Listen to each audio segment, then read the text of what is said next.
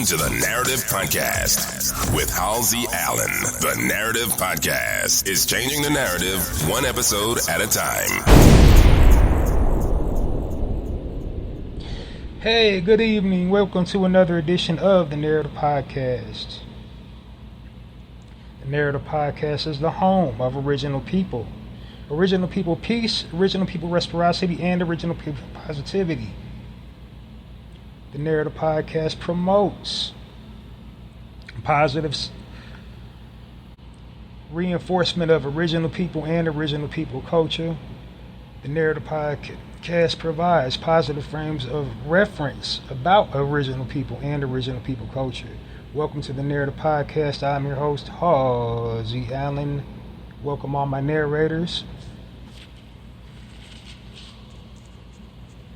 So, this is a full episode of the Narrative Podcast. You've been rocking with me all this week, pretty much. I did an upload on, Tuesday, Wednesday, and Thursday, and chilled out on Friday. And, so this is a weekend edition of the Narrative Podcast. This is a full episode. During the weekday, I only have 2 sections. On the weekends, my format is slightly different. I have a few more sections, but we'll get into that a little bit later. So for people unfamiliar with me and my platform, how I generally start things off is I give a brief overview of my content before diving into the content. So let's start at the top. Tippy, the name Narrative Podcast, the name of my podcast, the Narrative Podcast, because I don't like the false narrative that the media weaves about original people and original people culture. Therefore, I decided to design a platform where I'm uplifting, edifying our people to counter the way the media falsely and inaccurately portrays our people and culture in wide view. So basically, they're basically using the media to circulate propaganda about our people and our culture. They play up negative stereotypes and they stigmatize us with these negative images and associate us with all things negative. So I want to design a platform where I'm just, uplifting and edifying our people, providing positive reinforcement, celebrating everything that we're doing right, celebrating all our accomplishments, all our achievements, and basically cheering us on to do better, be better, So while the media has us portrayed as ignorant and lazy and unintelligent, I'm using my platform to basically, just illustrate how talented we are and celebrate how far we come as a people. So having said that, I think that's a perfect segue to my tagline, the Narrative Podcast, changing the narrative one episode at a time by destroying negative stereotypes about original people and original people culture. How do I destroy the negative stereotypes about our people and our culture? By providing positive frames of reference about our people and our culture. Hence the title, the Narrative Podcast. That's why I named my podcast the Narrative Podcast. My mission statement basically is to bring awareness to the listening audience, as well as encouraging the listening audience to responsibly utilize their platforms to share, original people experiences, just, tell stories about our people and our culture, from a positive place, whereas the media, constantly keeps on showcasing and highlighting us from a negative space. Which brings me to my next point.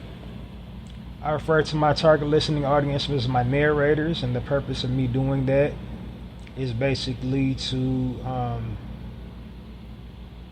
acknowledge the times that we're living in. We're living in the digital information age. We gather and accumulate data and information. We socialize digitally. For people that own their own businesses, they gather clientele and they sell things digitally. And so when, whatever you're doing online, every platform typically has a bio section. In the bio section, you load up, the best possible versions of yourself. You tell you the best possible story of you as an individual. What you're into, your hobbies, your interests, and you then follow up with content that supports everything in your bio about yourself or about your product for the business owners. And then when you share, information about yourself or your product, you're generally sharing the best possible version of it. So like say for individuals that use digital media for whatever, if you say you're into, if you're a car buff, in your bio, you're going to upload content reflective of your interest in cars. If you're a sports buff, you're going to, in your bio, you're going to upload pictures, of all the sports you play or all the sports you watch. If you're just, a recreational person, an extrovert, you like having fun, you're going in your bio, you say that in your bio, you're going to upload content reflective of all the fun things you like to do, all the activities you like to engage in on the business side of it. If you're trying to sell something, if you're trying to sell food, you're gonna upload content reflective of your product and try to make it as enticing as possible. Or clothing, retailer. If you're a retailer, in your bio, you want to play up how good your apparel line is, and you're going to upload photographs of, reflective of how good the quality of your apparel that you're trying to sell is, and the quality of your fabrics, and you're going to make it look as good as possible. So said all that to say, whatever you do online, you're telling your own story. You're telling or narrating your own story. You're telling or narrating the best, iteration of whatever you want people to know about you, or for people, for the business owners, for what you want people to know about your product. And I feel as a people, we should, adopt that same ideology, for ourselves, as the media always put out the worst possible representation and examples of us as a people, to represent us as a whole. So it's up to us to put out the best possible, images to represent us as a whole. We can't control how we're perceived and how people react and respond to us outside of our culture, but we can control, the type of imagery and the content that we are putting out about ourselves. And the last thing we need to do as a people is, play into these negative stereotypes and stigmas by regurgitating the negative stereotypes and stigmas that the media places over us. We don't need to be playing into gang culture. We don't need to be playing into gun violence culture. We don't need to be playing into, criminality culture, like engaging in crimes of any kind, online. We don't need to be engaging in, pimping. We don't need to be engaging in, the visual aesthetics of it. We don't need to be engaging in, laziness, jobless, all that. On the female side, you don't want to, perpetuate the angry black woman stereotype online. You don't want to perpetuate, the whore stereotype online. You want to exude femininity. You want to exude sophistication. You want to exude, queenly type vibes. And then for the fellas, we don't want to perpetuate the gangster, the thug, the criminal, the pimp, the drug dealer, the drug user.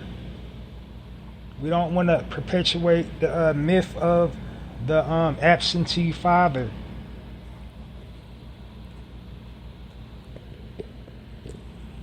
We don't want to perpetuate the myth of the womanizer or the woman abuser.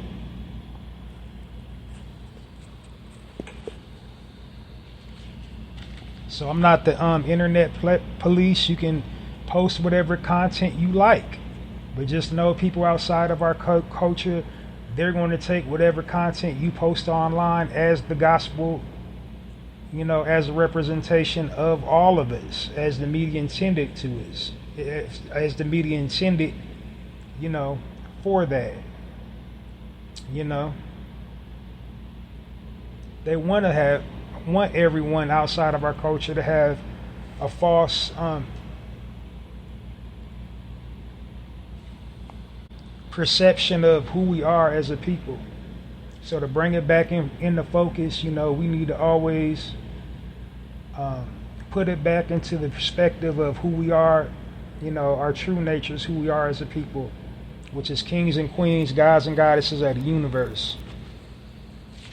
So, and all the content needs to be reflective of that, because it's constant negativity in the music, constant negativity in movies, television, literature, books, periodicals, advertisements, negative, negative, negative.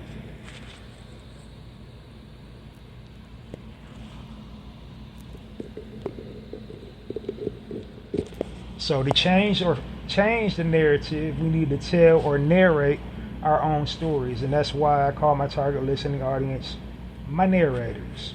Next thing you need to know about the Narrator podcast is positive space. I don't engage in any negativity, gossip, slander, or mean-spiritedness within our community. No roasting, no put downs, none of that. This is a space where I'm uplifting and edifying our people, providing the listening audience with positive frames of reference about our people and our culture, and encouraging the listening audience to utilize their platforms to project positive images and frames of reference of our people and our culture on whatever their prospective platforms are. So, I don't engage in the foolishness and the nonsense.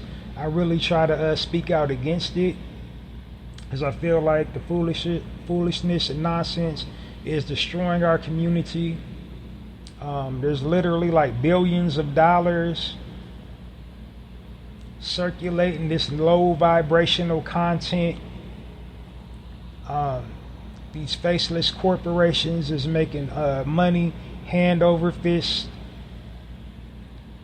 from us, attacking each other online and airing out our dirty laundry and being at odds with one another online.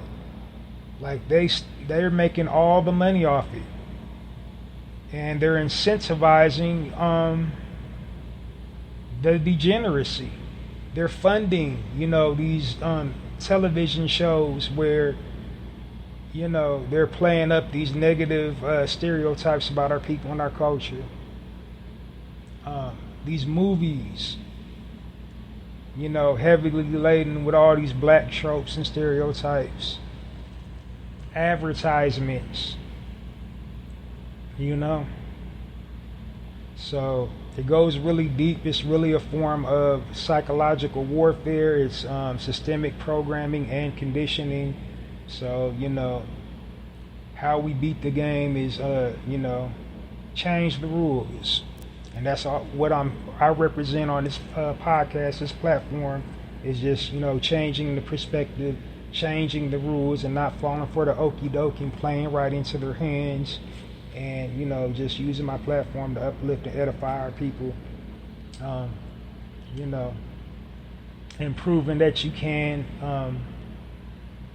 be prosperous in life without, slandering your brother and slandering your sister online. Like, it will be folly and fake for me to say we can all get along with one another.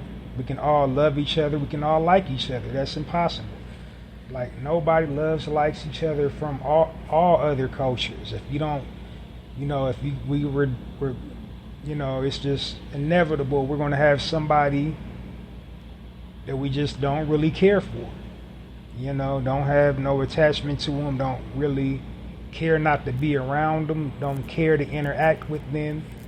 But, however, we don't have to use our platforms to attack them. We don't have to, do these nasty videos where, we're airing out their dirty laundry and telling all their personal business. Or really even cyber attacking. Hacking people's accounts, deleting pictures and stuff. We don't even got to do that.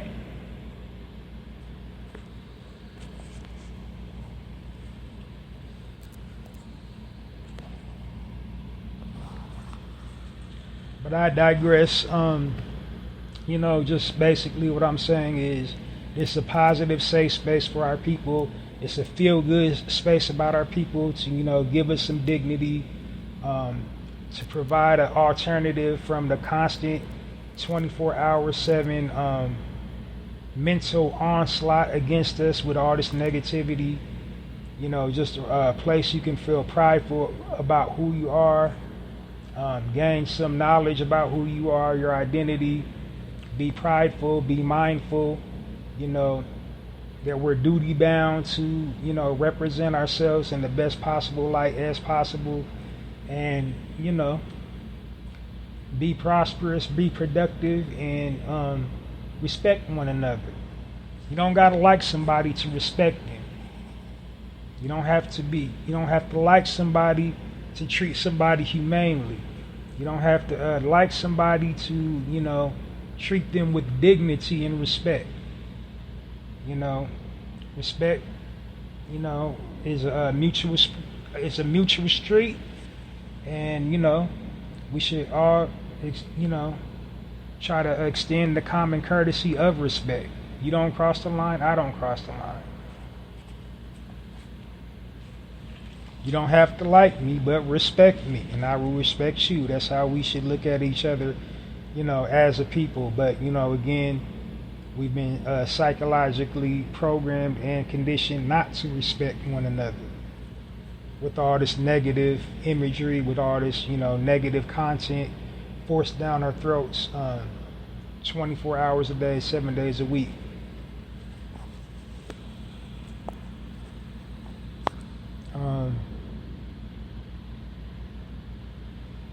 Next thing I want to talk about is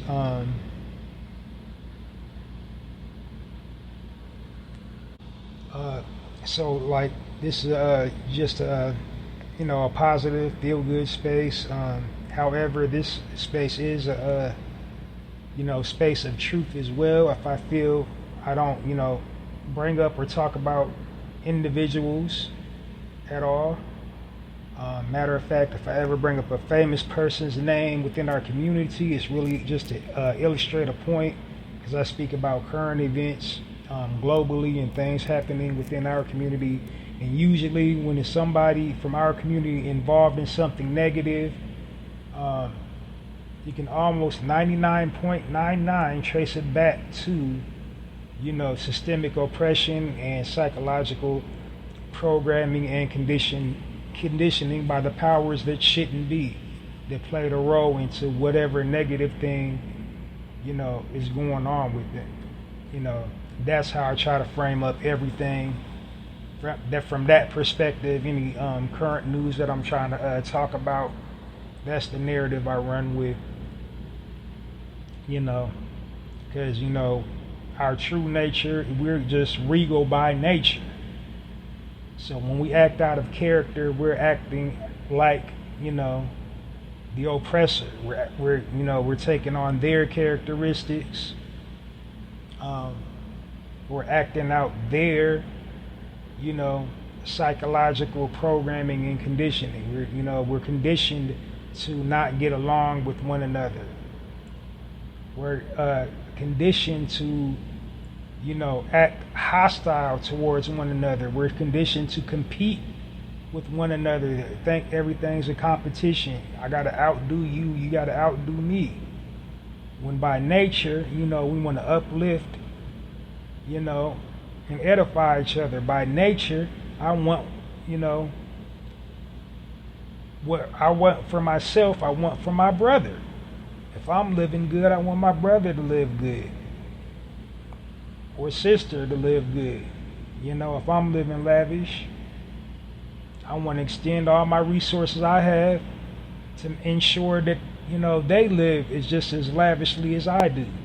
Now, you can lead a horse to water, but you can't make him drink at the same time. But, if it's within my power to elevate them in any way, I'm going to use, all my resources to elevate my brother and sister, not to tear them down.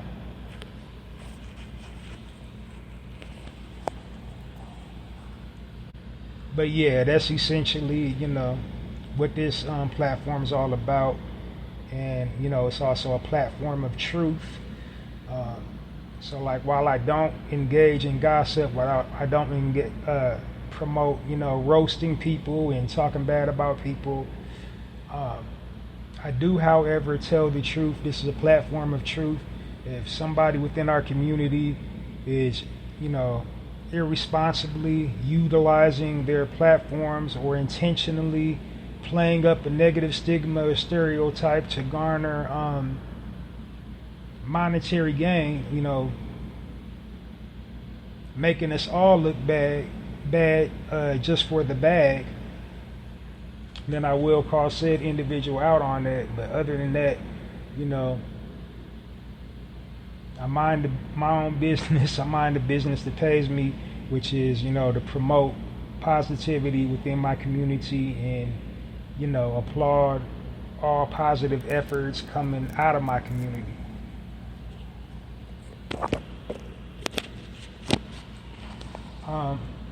The next thing, this is a time-sensitive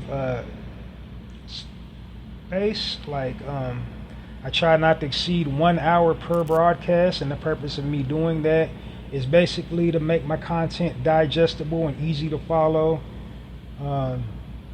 just to make it cohesive and concise and have really clear speaking points, and I'm not rambling, and it also cuts down on redundancy. Like, I'm not saying the same stuff over and over again. And then also, last but not least, I don't want to bore my listening audience to sleep. Because, our attention spans these days ain't really but like 30 seconds. So if I'm not reeling you in with my content in the first 30 seconds, 99.9% of the time, you're going to tune it out, throw it away, and just not absorb it, period. So, to keep you entertained, to keep you enthralled, to keep you interested, I just keep it short, sweet, and to the point. And then, keep it moving, go on to my next thing that I want to talk about. And then also keeping it short will allow me to talk about, a plethora of topics.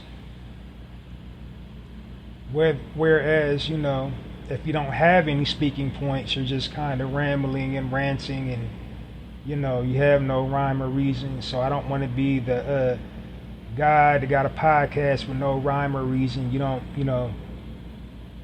can't be from the outside looking in and be like wondering where I'm going with this. And I wanted it to register right away, instantaneously. You get it right away.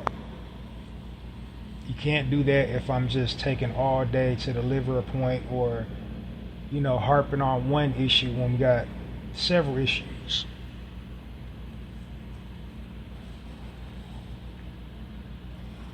So yeah, that's why I try to keep it short, sweet, to the point. And then one more, I want to tack on this. I've been, not saying this for a while, in an effort to, keep my content short. But I feel it's necessary to point out why the media spends so much time vilifying our people. See, the media is ran by a horrible, wicked entity who are controlling this country and pretty much the world. The higher echelon, wealthy elite class people, wealthy elite white people. And so they use the media to solidify the socioeconomic stronghold by, means of propaganda, making everyone who is not of their tier of wealth appear a certain way. So if you're not wealthy white, not just wealthy and white, but wealthy white with generational wealth, you're beneath them. And they want to, utilize all the imagery, all the tricks in the bag to, make you look degenerate, make you look unintelligent, make you look violent, make you look uncultured, unrefined, unintelligent, and just basically make you look like a horrible individual. They want to be the face of sophistication, refinement, elegance, learning, So they surround themselves with status symbols to be reflective of the lifestyle that they believe everybody should have. And in their minds, everybody should subscribe to mass consumerism. Everybody should have, big giant houses with an east wing and a west wing, and multiple properties, not just one. Have a private jet and, foreign cars, and just worshiping all these material objects, designer label clothes and all that. And so, like I said, that's the wealthy elite class's mindset. They want to be the creme de la creme. They want to be the best. And to achieve their false image of the best, they make everybody, you use the media to make everybody look like the bottom of the barrel and the worst of the worst. They want to use the media to make everybody look like riffraff or refuse. I'm like, oh my God, look at those poor people.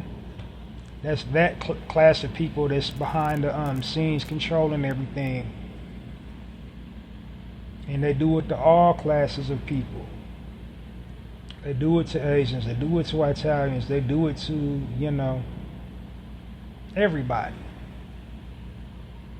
But they do it to our people the most, and the reason why they do it to our people the most is because they fear our people the most. Why are they so scared of us? Number one, we remind them of, their true nature. And they are barbaric by nature, they are conquerors by nature, they are thieves and liars by nature.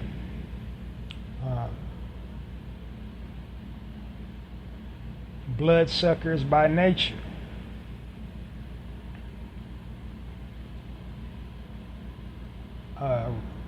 Literally and metaphorically. They acquired everything they got through subterfuge, through illusions, through creating illusions. They stole everything they got. So, the higher elite class, they're natural historians. They're aware of their history, how they came into existence, and they're aware of our history, who we were at the beginning of history. And they know without us, there would be no them.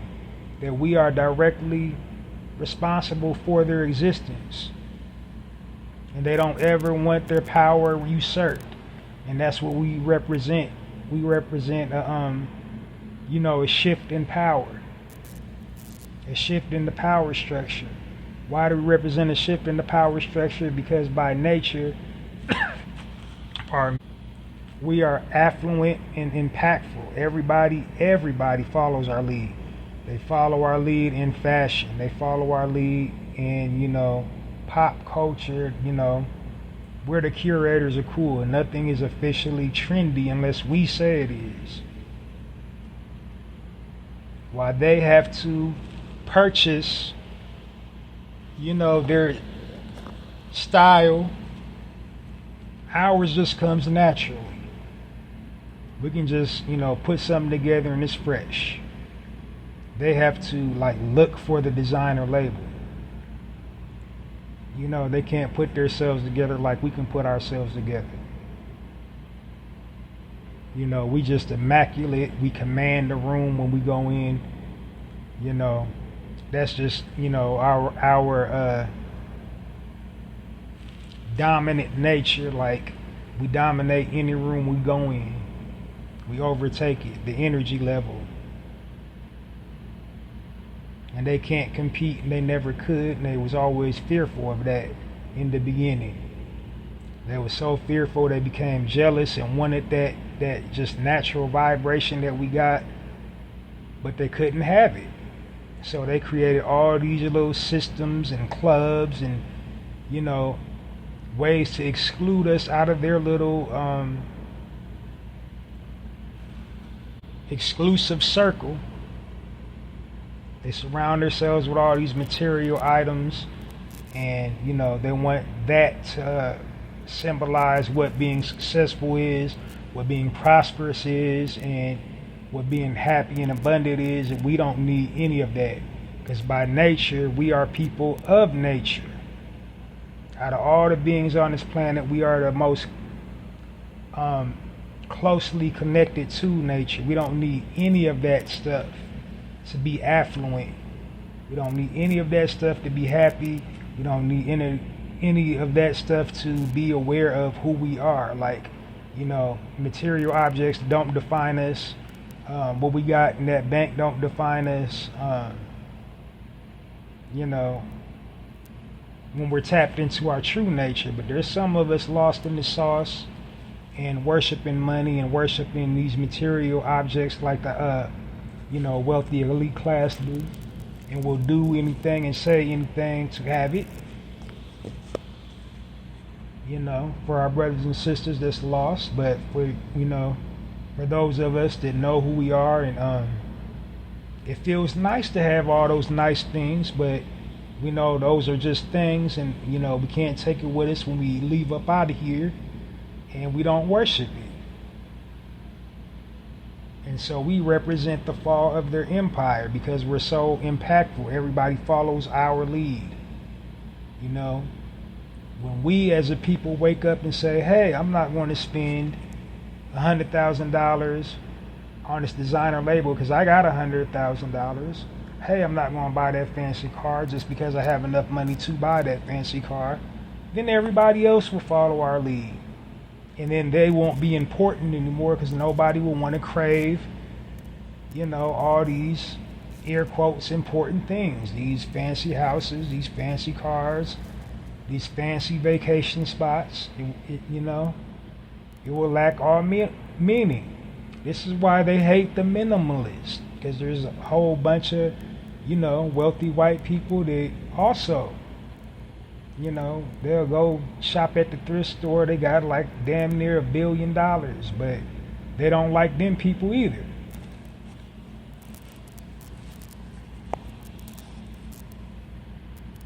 So we represent the fall of their empire. We represent,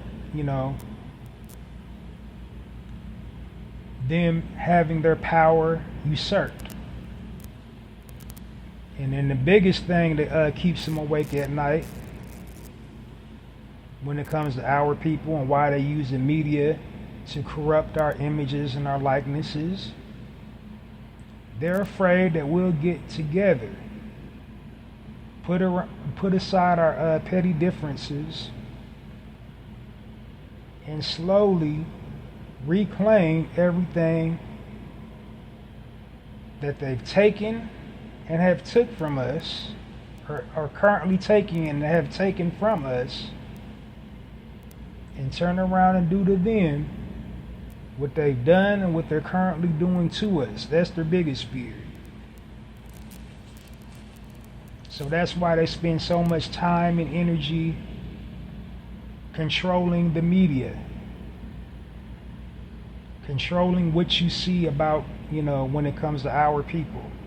They want us to appear degenerate in nature. They want us to appear violent. They want us to appear vile and low light.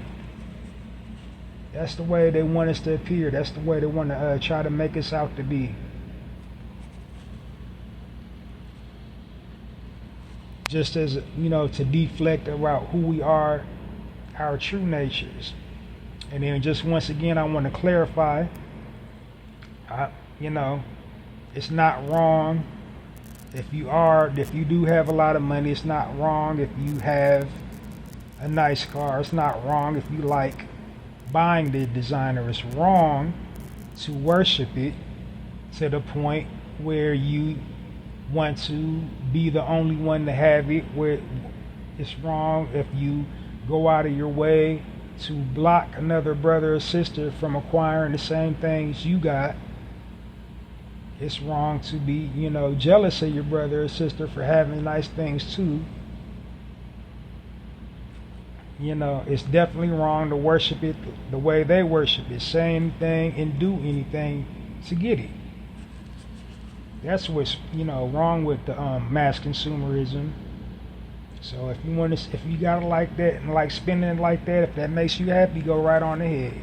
No judgment. I just don't want you to get misconstrued about what I'm saying about, capitalism and this mass consumerism and this, devil mindset. This is, the mindset of the oppressor. This is the mindset of the people in power. Now, buy it, more. Crush all the competition.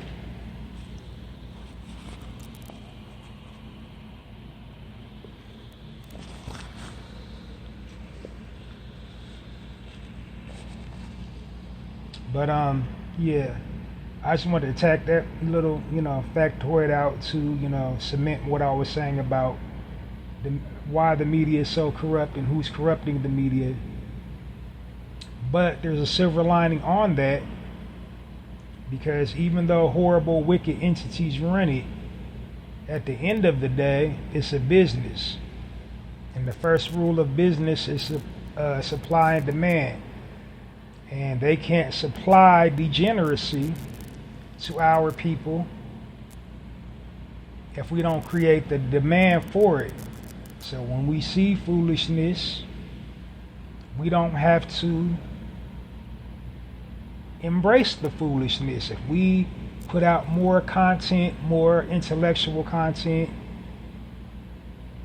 they'll create more intellectual product.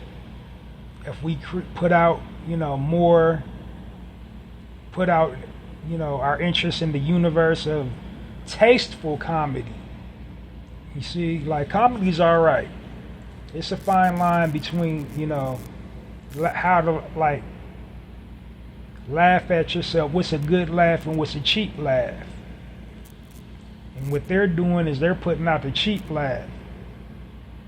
And it's like, are they laughing with us? Are they just having fun joking on us? Or are they talking bad about us? Like, are we the joke? It becomes like a really thin line. Like, are they laughing with us or are they laughing at us? And, they're laughing at us, of course. But if we show the interest of the type of comedy we want, where, okay, we're laughing about things that happen within our culture, but then we're not doing all that shucking and jiving and, cooning and buffooning, then they'll quit creating programs, featuring shucking and jiving and cooning and buffooning. You see, they'll quit create mediums where our women is like on the red carpet butt naked. If we don't show we're interested in that, they'll quit creating that lane for that to thrive, you see? So it's all about supply and demand is what I'm saying. It's not the end all be all solution, but it is a solution. It is a strategy. And that's what businesses really all boils down to, is strategy. Just properly utilizing, your resources to materialize the result that you want, or negotiate, what you want. It's like a deal, a contract. Okay, I don't want, me to be represented like this, in this way, so let's work something out.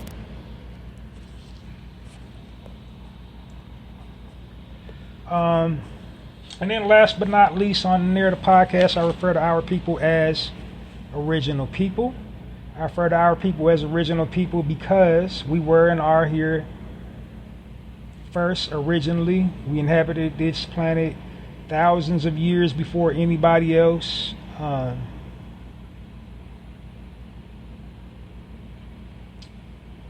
We was here first. Pretty much everything came from us. We invented everything. We mothered and fathered civilization. There's not too much we didn't invent. There's not too much we didn't build. We were the original architects. We were the original, artists, historians, astronomers, astrologers, chemists, doctors, you name it. Horticulturalists, like, we was here first. There's so many things, I can't even just list all the things we don't get credit for doing throughout history. Key word, his story.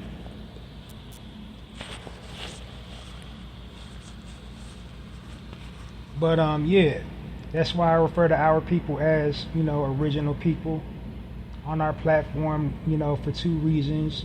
Historically, and to unify us as a people. Now, just something to tack on to the historical reason why I refer to our people as original. I like to, always put that in every segment, just pointing out the total false narrative of slavery. The powers that shouldn't be, they really try to push that slave narrative on us. They want to make slavery the most definitive time period within our existence.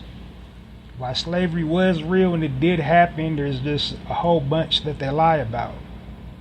And the biggest lie ever told, that every single last one of us, got to wherever we lived in the world on a slave boat. So like I just said, if we was the first ones on the planet, doesn't it scientifically stand to reason that we weren't all just huddled in one spot? There's 7 continents. We was on all 7 of them originally.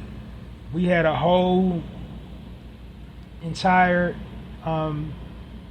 identity thousands of years before the slave trade. So if we was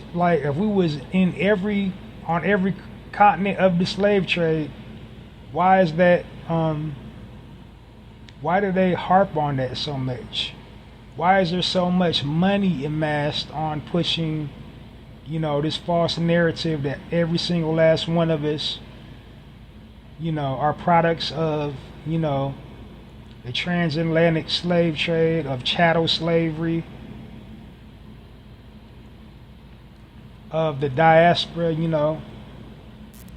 and we all wasn't part of that. And to acknowledge that we all wasn't part of that, that's not a form of self-hate. They try to make it like it's a form of self-hate if you have the knowledge of who you are.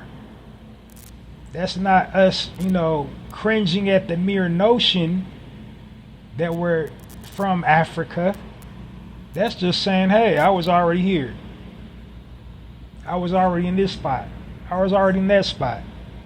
Now, whatever spot that we was at as original people, we can all trace our lineage back to Africa because we freely, of our own free will, left from Africa to inhabit all the spots that we inhabited. There's just so many false narratives that they push about slavery, like, how long it went on. It's a big hustle. It's a big scam. Like a lot of these museums and tourist attraction, keyword tourist attraction, they sit up there and just say stuff about slavery and nobody just challenges it. It's like these people that take you to these little places and the slaves was here and the slaves did this and they did X, Y, and Z and this is how they did X, Y, and Z, and nobody says, how do you know? How do you know? Where's the knowledge? You see, they want to just, again, push this image of slavery. They want to push this image of the fearful slave, of the meek, docile slave. Oh yes, master. Oh, that's the image that they want to push. When in reality, we resisted all throughout slavery. There was uprisings in every single civilization that enslaved our people, but it didn't get recorded in history properly. You see, it's a form of fear programming when they just try to bring up all the slavery, and then to cement my point, just look at Hollywood here in America. How many billions of dollars, how many slave movies do we got and counting? Because it's the image that they want to project. They want us having us, history can and does repeat itself. They want to put us back into the position where we can't fight back, where we have to do what we're told. They do that to discourage us from questioning authority, from resisting the programming by just reinforcing the docile slave image. So yeah, that's what I mean when I call our people original people. We were originally kings and queens, guys and goddesses of the universe. We ruled all that we surveyed. That's giving them too much power by just accepting slavery. So I'm not arguing slavery didn't happen. I'm not arguing, that some of us came from Africa to America, but the majority of us, we was already located in the Americas. But they put us on plantations too. They called us black. We was already indigenously located there, but they slapped that label on us and put us to work too. But it's just scientifically folly to believe the Europeans, the Spaniards, and all those people that were involved in the slave trade just kept going back and forth to Africa, getting just one specific group of people, Africans, to put them to work in all these different places, when it makes more sense that they enslaved, the people to these lands that they air quotes discovered. That makes more sense. That makes more sense. Because there's not no nautical logs, not nothing. This is just people saying stuff and we're just blindly believing it. And of course they're going to record history from the perspective of where they're dominating, where they're winning. Why would they, put in the books that we resisted, that we kicked their tail, that we slaughtered them for trying it, for thinking about it?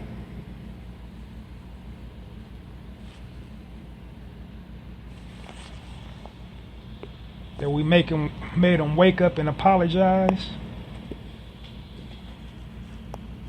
But anyway, got a little long-winded. I was like pointing out that, false narrative that they keep on pushing about slavery as it relates to us, that, that just false generalization of our people, that every single last one of us got to wherever we lived in whatever landmass that we occupy on a slave boat. Yeah. Second reason why I refer to our people as original people is really just to unify us as a people, because there's so many different types of us, so diverse, and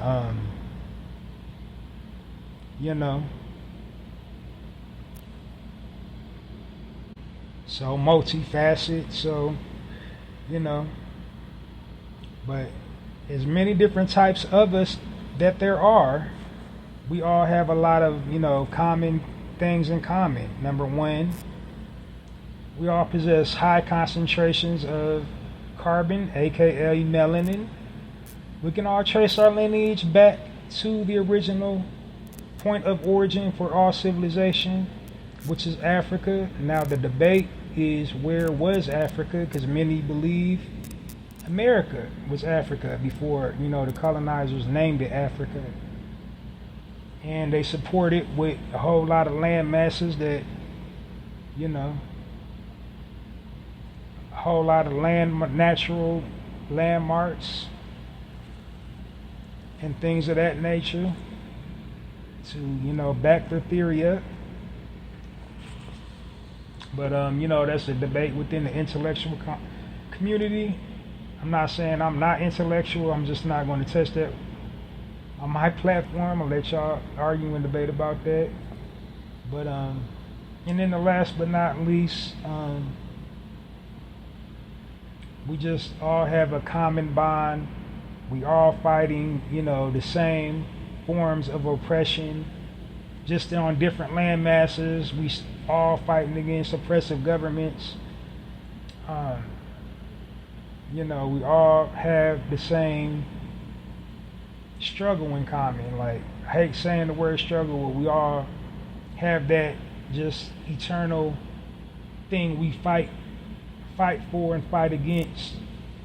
We just have that natural bond with us, natural unspoken bond. We can all relate to each other, no matter what frequency we vibrating on. We all just, no matter what walk of life we come from, original people. We just look at each other, we get it immediately. I know this might be true in Caribbean culture, but I know what you're saying. I know, this might be true in Haitian culture, but I know what you're saying. This might be true in American black culture, but y'all know what we're saying without us having to say it. But that's why I refer to our people as original people, as a means to unify us as a people, because people outside of our culture, they just call us black. We're the only ones that make all these differences and assertions amongst each other. They just say, they look at us like somebody Polish, somebody Italian, they'll look at us like, hey, the black guy. And somebody Irish be like, oh, those black people over there. They don't care like where you come from. You just, you're black. So only us, we make all those differences. I'm, from Ghana, I'm from Haiti, I'm from Jamaica, I'm from, I'm from this, I'm from that. But to unify us as a people is why I refer to our people as original people. And now you're all caught up on all you should know about the Narrative Podcast, all the nuances. And if I glazed over anything, and if you're still kind of hazy, I'm well over 300 episodes in. You can catch yourself up to speed by going through my episode log and downloading all my previously recorded episodes wherever you get your podcast information from, as well as downloading this episode as soon as I'm done recording it and share it back on the social. And without any further ado, we're going to dive into this weekend edition of the Narrative Podcast. The weekend edition is a full edition. And it's a full edition because I have more sections. During the weekdays, I only have 2 sections. So I got 2 plus a few more on the weekends. And so, without any further ado, my first section on this weekend episode of the Narrative Podcast, this section is called the Highlights section. Now, just to bring it back into focus. So the whole purpose of the Narrative Podcast is to provide positive frames of reference about our people and our culture, and on the weekends, the positive frame of reference that I provide to the listening audience about our people and our culture is, original people owned and operated businesses. And the reason why I provide that frame of reference is because we don't have a whole lot of frames of reference about, what a business owner looks like. The very few frames of reference that we have about ownership are tainted by social media, or scripted reality television shows. Like, that's really kind of the only medium we have that feature entrepreneurs within our community on scripted reality television shows, and you get the worst of the worst cast members on shows like that. So let me explain. Not saying that the cast members on those shows are degenerate in nature or violent in nature, but they're depicted that way on these shows for ratings, because that's the way the producers of these shows want you to view these people. They want you not only for the ratings, but because, like I said earlier, the powers that be are afraid of these people. They're afraid of, what they represent.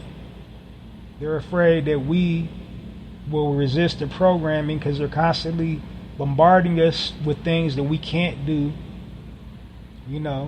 These people came from our neighborhoods, as the hip-hop, slang is. They came from the mud, and they figured it out, and they started their own business. They built their own brand. They got, they're taking care of 11 different families, sending all their people under their umbrella, their children to college, and putting food on their table and have them taking care of their bills. But, that doesn't get captured in scripted reality television shows, because again, systemic programming and conditioning, and they're going after that almighty dollar. It's been proven that drama sells, sex sells, violence sells for the ratings, and that's what them scripted reality television show producers are going after. They're going after the easy win. That formula. So they want to always show us, fighting amongst each other. They get them in these real, elegant settings, these 5-star hotels, these 5-star restaurants, and create the atmosphere that mix the different personality types up. They introduce, alcohol or drugs into it, and then, behind the scenes just manipulating it. And really, these scripted reality television shows are a microcosm of, society. That's, how they're doing us. But, the end result is they're just acting the fool on camera. Fighting amongst themselves, getting intoxicated on camera, and engaging in illegal, substances on camera, fornicating on camera and just carrying on like nobody attempted to raise them. And then so you don't see the entrepreneur part. You don't see, them starting their own business. You don't see them mentoring other people for free and training the people to start their own brands and businesses. You don't see that part. You just see the degeneracy. And so that's why I'm doing the highlight section, is to counter those false images, that false narrative of what entrepreneurs within our community looks like. So some qualifying factors that I use to help me select the businesses that I choose to highlight in the highlight section are as follows. Number one, of course, there are original people owned and operated businesses. Two, they hire their own, they give back, they hire their own. Many of the businesses that I highlight in the highlight section are family owned and operated businesses. So, in that instance, I'm giving you a frame of reference of generational wealth. One generation after another is going to be taking over whatever business that I choose to highlight.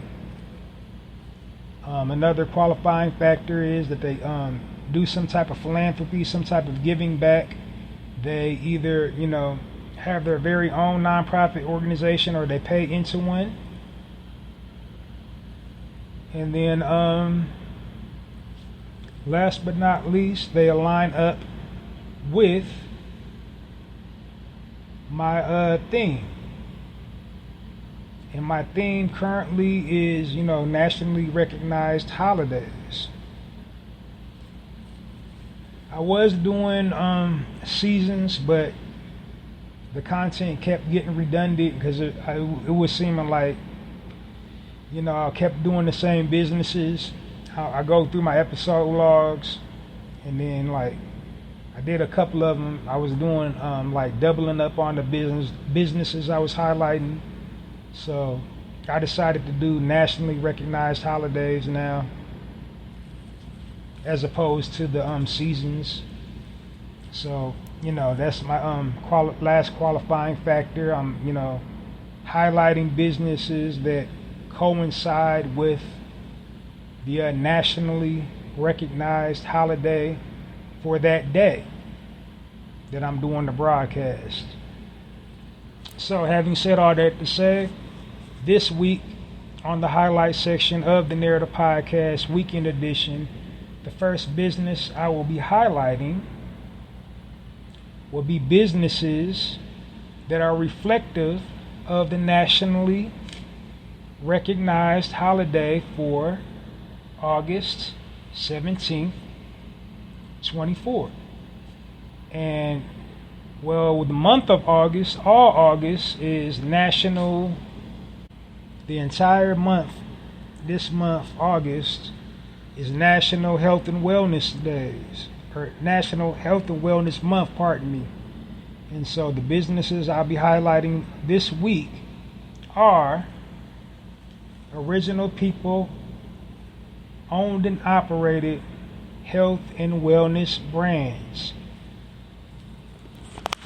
So the first section the first business I'll be highlighting this week to commemorate National Health and Wellness Month is a business called Pro Black Health. Pro Black Health was established in 2021 by a husband and wife duo, Darian and Dr. Carlina Tuggle McDaniel. So Tuggle obviously is her maiden name. Their address, online address for the business is problackhealth.com. Now there's not too much on her husband. I guess I jumped ahead of myself. So also in the highlight section, what I do to tell you about entrepreneurship. So the goal is to like walk you through a entrepreneur's journey. You know, how they came up with their idea, what inspired them, what motivated them. I also try to give you a brief bio of them, of the people that start their business, like, you know, where they was born and raised, where they attended school, you know, their training and all that. So I try to give you the whole experience of how they manifested their business, their whole entire journey, you know, from year zero to all the way up to current day. So now that you're more familiarized with it, I'll get back to it. So like I said, on the bio side of it, there's not too much about her husband, Darian. It just says he's a Morehouse grad.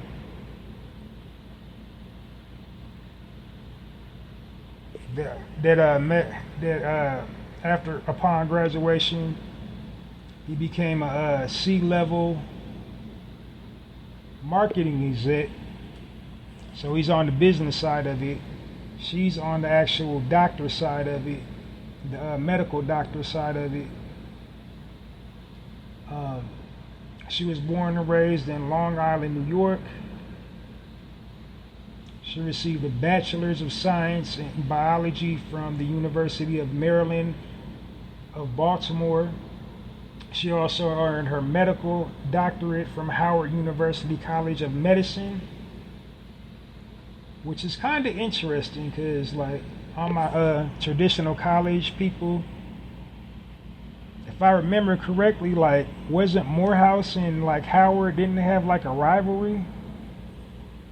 So like, wasn't that like a rival, like, you know, isn't that a rivalry? Morehouse and Howard? I'm just wondering because they got married. So like, I wonder if that's a thing in their marriage, like that little, like some couples do that, like a cute little, oh yeah, I went to this high school, you went to that high school, who was rivals, you know. I'm just wondering if it was that type of deal.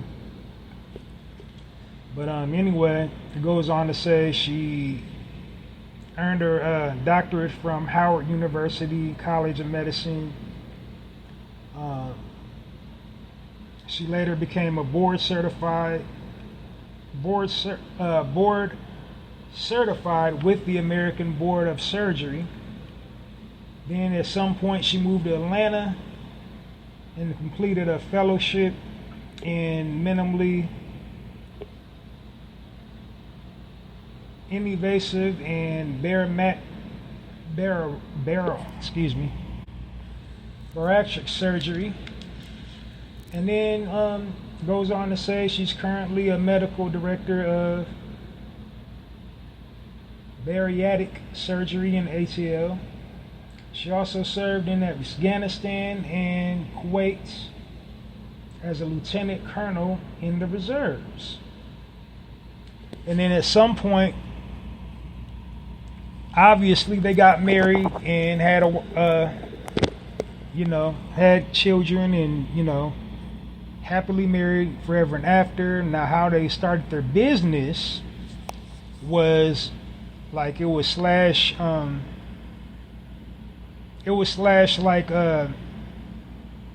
crowdfunding and slash out of their pocket. They both worked in highly demanding fields. He was on the marketing side, so he was working for a Fortune 500 company on the marketing side.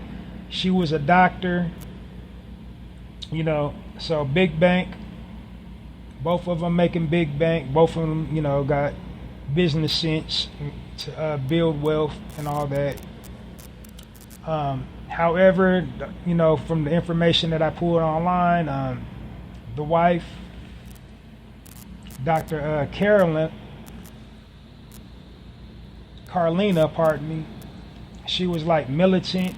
She was very militant when it came to our people. She wanted our people to be healthy, and was wondering why so many of us are sick, and why isn't there more outlets for us to be healthy and healthy options being in the medical field, she already knows that anyway, because, anybody that knows anything about Western medicine knows they don't cure anything. They only treat the symptoms for your illness and give you harmful medicine to prolong it and make you go to the hospital and all that. But they're kind of a power couple. They're in really good shape. The pictures of them, he's in good shape, she's in good shape. So, dieting and exercising is a part of their regimen. And so they wanted to develop a system that, will help educate and enlighten their people about health and wellness with holistic products that will, get them healthy and fit. So like I said, all the resources it was pointing more, when you go to the website, it actually has a full interview. And so, while, the husband, he was a little bit more reluctant, he kind of just, went along with it, because she would just, as a doctor, she would come on fire and it's our people are dying out here, and why don't we got this and why don't we got that? And then he was just well, in so many words, well, do something about it. I'm tired of hearing about it. Do something. And then so that's what she did. She studied using her expertise as a doctor and talking, and then they began talking to other, nonprofit organizations that did, offer a degree of health and wellness to the community, but they wanted to contribute and add more options and destinations. So they came up with their own product of, health and wellness solutions. And they teach it from an educational standpoint.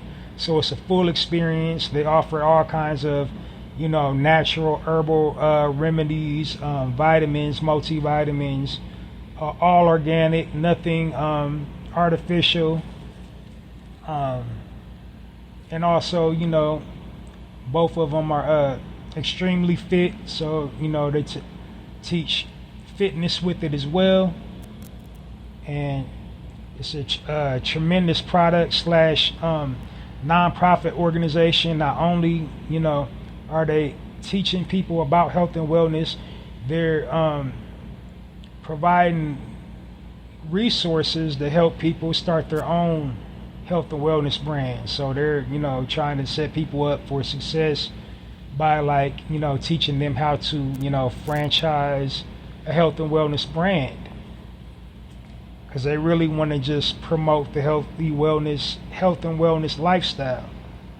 They truly are passionate about our people being healthy, and that's what their product is reflective of. So if you go on problack.health or problack.com, pardon me, you will see a wide array of product they offer.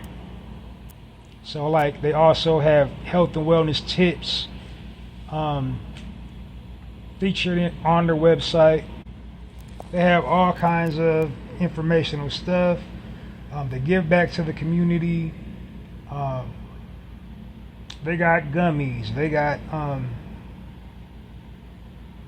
things for mental health, de-stress, cleanses, probiotics. Everything is non-GMO. Everything's all natural. They also got other resources for the community. They also got a frequent shopper program, where you can save your points. They got a point program. And then their mission statement, of course. What sets them apart is they donate 50% of their profits to nonprofit organizations. So they're giving back to the community. So like I said, I highlight people in the highlight section that give back to the community. They either have their own nonprofit organization or they pay into other nonprofit organizations. And they pay it back into other nonprofit organizations. And the types of organizations that they pay into are ones that focus on supporting and improving various aspects of health and healing within the black community. So if that's not a good reason to support that company, I don't know what is. But get you some health in your life. Go visit Pro Black Health at problackhealth.com and join me into giving our brother and his lovely wife Carlina a warm narrative podcast. Round of applause for problackhealth.com.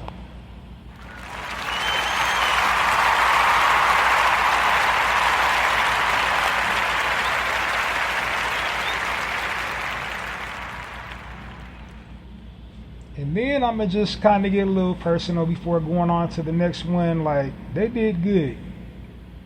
You just like look at people and can tell that they're supposed to be together. Like, when you go to the website and see them together, like, damn, they did that. They supposed to be together. They look good together. Like,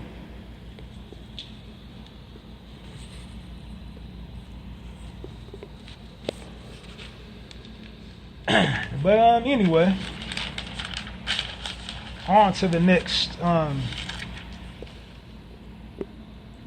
company I'll be highlighting on this weekend edition of the Narrator Podcast. Weekend edition. The next business is called Sacred Vibes Apothecary, and it was established in 2009 by a sister by the name of Karen M. Rose.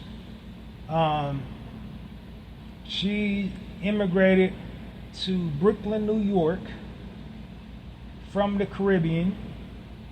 I don't say what part of the Caribbean, but from the Caribbean. And that's really kind of all it said. Like, I looked over dozens of articles and there wasn't really too much on her. Basically, her brand focuses on holistic healing. So it's not just, it's a complete experience.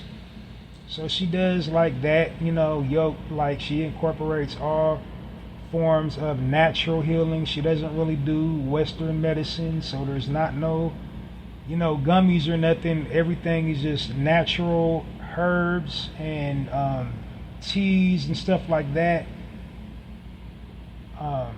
Really, really the old ways. So she basically got an affinity for that because, like I said, she is from the Caribbeans, and like, the first time she was ever ill, they didn't do the Western medicine. They healed like with herbs and stuff, and shit that kind of took root within her. That's what they do in their culture. So when they moved to New York, they carried on that tradition in the Caribbeans. They ate natural, they ate clean, and used herbs and tonics and elixirs and all that. And then I don't know why they call it, new wave, when there's nothing new under the sun. This is like ancestral knowledge, meditating and, using divine focus and divine clarity. That's what her product's all about. And basically it's like an experience. So her mission statement was to basically create a safe space for people to want to embrace the holistic lifestyle. So her mission statement says she wanted to create a safe space where people could gather and speak on what was coming up for them, and to be met with empathy, consideration, and positive vibe, hence the name.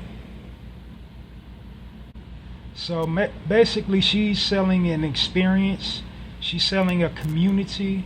She has a wide array of people that specialize in different things. She herself is a certified herbalist, and then she got a clinical herbalist. Somebody through went online, and the CEO on the business side of it, and a production manager. And then she also has just a person that manages the store. But they're creating an experience for the people that come to their establishment. And then if you're lost, they got a consultation fee.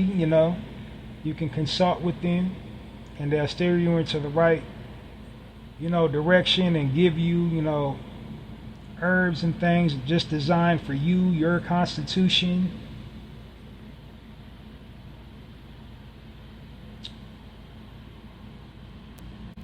So basically how they're giving back to the community is with knowledge.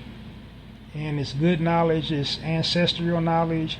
And then a sidebar I just want to say about her approach to healing. A lot of us, we grow up in either traditional Christian households or traditional Islamic households. Through religion, we kind of shun those types of practices. In religion they teach us that's dark and demonic, and to use herbs and tonics and elixirs is like witchcraft. And so a lot of our people, they won't take things like herbs and elixirs that come from the earth, that haven't been processed, that haven't been sprayed with chemicals, but they sit up there in the pulpit every single Sunday talking in the tongue, and then okay, let people put hands on you and inject you into the Holy Spirit or whatever, but then go turn around when the prayer didn't work and go to a physician that gives you drugs and don't cure nothing. They just treating the symptom for you, and then many times they're accelerating the symptoms for your illness. Because that's why a whole lot of doctors go into a deep depression, because the light goes off. They say, oh my God, I'm unaliving people. That's what I went to school for, to unalive people, to help people to their grave. And they become like alcoholics. They start self-medicating themselves with the medicine. They become addicted to the pills because they got to cope, because they know they sitting up there helping unalive people. It's a big system. They got to keep people sick, to keep them in the hospital, to keep them coming back and forth, to keep buying medicine. So it's a vicious cycle. But with holistic healing, it's a total package. It's a mind, body, and spirit type thing. And like I said, in religion, for some odd reason, they try to manipulate scripture verse to tell you that's witchcraft and hoodoo and voodoo, and it's not of God. And but I'm saying Christian people are sitting up there going to the people with the coats and the pills. So I don't, you know what I'm trying to say. Anyway, I just don't get why that's sacred knowledge is well, I get why we've been indoctrinated into their way of thinking. They try to hide behind scripture to manipulate us. But anyway, I ain't gonna go super deep. I just want to point that out. She specializes in, herbal healing, herbal medication, total body experience, like does all that, the herbs and the stones and the chakras and all that. And, said all that to say you shouldn't be, put off by that through religion, because these jackleg, people that profess to know scripture, that they'll pull that verse out. I think it's in the book of Ephesians, but and many more other books, like they'll probably use scripture references like Leviticus and Deuteronomy and Exodus, highlighting what they believe is like witchcraft, and like not nowhere in none of the scriptures does it ever say not to use herbs and as a method of healing, to like burn sage and all that. Like, that's crazy to me that you don't get something that's scientifically proven to heal your body, but you sitting up here praying, and then after you're done praying, you go to the white man to go get some pills. But you believe in that though. You don't believe in like stuff that comes up from the earth. It's not tainted with chemicals and sprays and dyes and pesticides. I don't get it. But it's same in that same church, after service they'll go to a all-you-can-eat buffet, or go get some greasy fried chicken.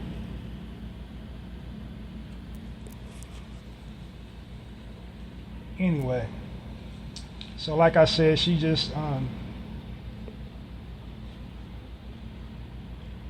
teaches it from the herbalist standpoint, and gives the people that participates in her products an entire experience, and tries to set them up for the best possible healing experience they can give them.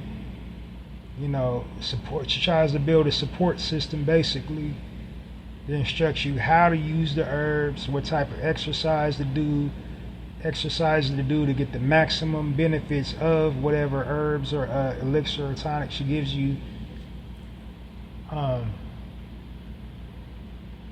just put you in the mind state, not just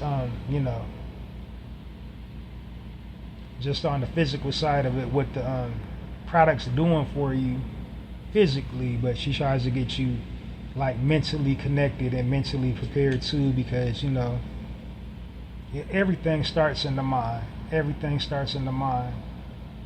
Like healing, is a all-inclusive process. You gotta be, you gotta include the mental too, to get the full body healing.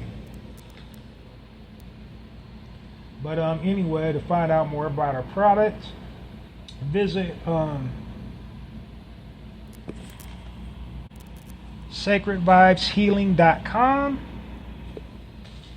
or visit the physical address at 376 Argyle Road, Brooklyn, New York 11218.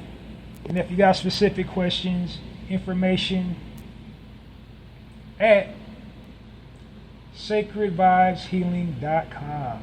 And give it up for our sister Karen M. Rhodes.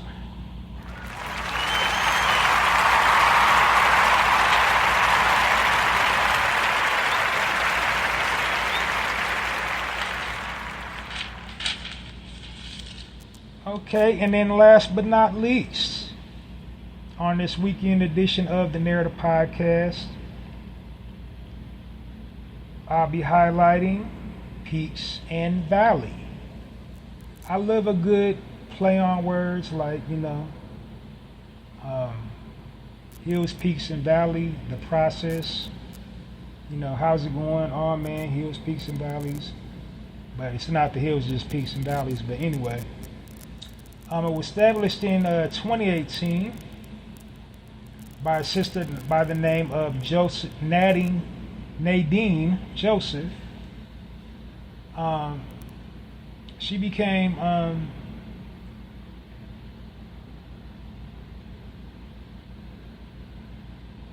introduced to holistic medicine at an early age as well.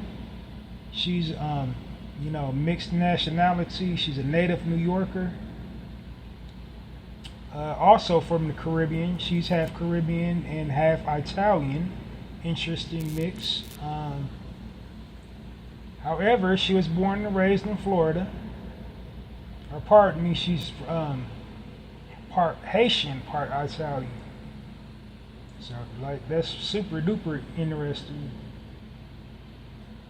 And it doesn't really say too much about her background other than she used to be a former neuroscience, and she discovered herbs, certain herbs increased brain function. So she used her knowledge as a neuroscience to start gathering certain herbs that will produce certain effects in the human brain, conducting her own studies.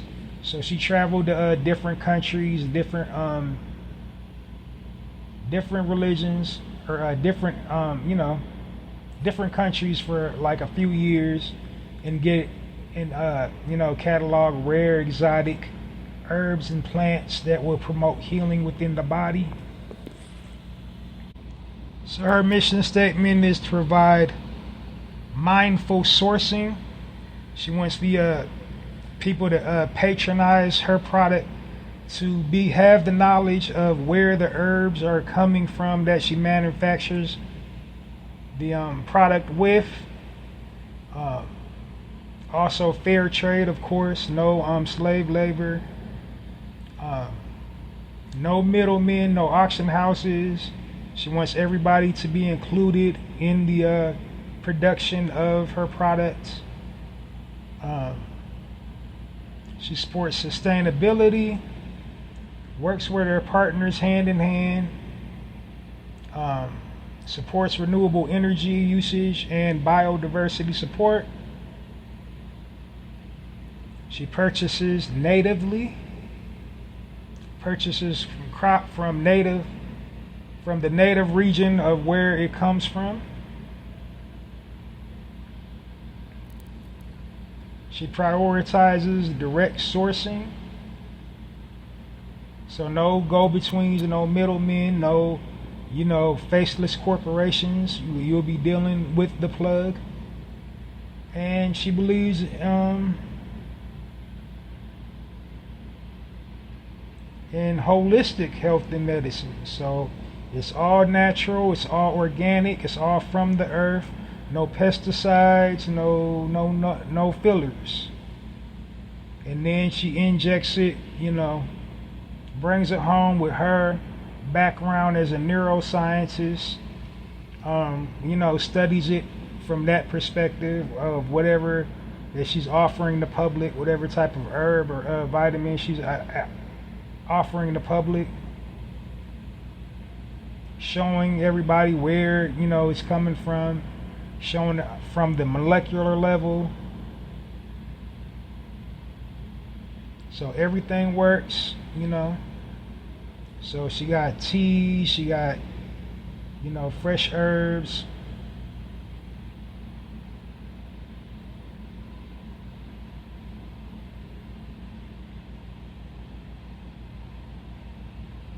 She just got an array of vitamins. She also got fresh herbs, a thing for teas. You can buy it on PayPal. And it's not really too much more to it. Like I said, her bio was very brief.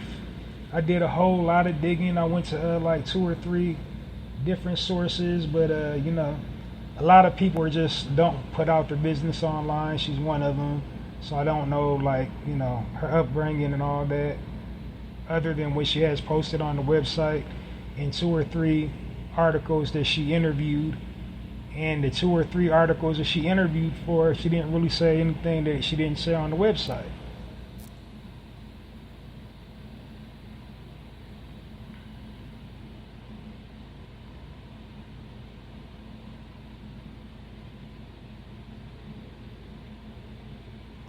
So that's it for Peaks and Valleys. So if you want to find more about her and her product, visit peakandvalley.co, not com. It's just .co. And let's give it up for our sister. Oh wait, so it's if you have more specific questions, contact hello peakandvalley.co. And then they got a physical mailing address that you can write in about on snail mail, 300 Lemoore Street, box number 1740, Seattle, Washington, 98121. And let's give it up for our sister Nadine Joseph and Peak and Valley.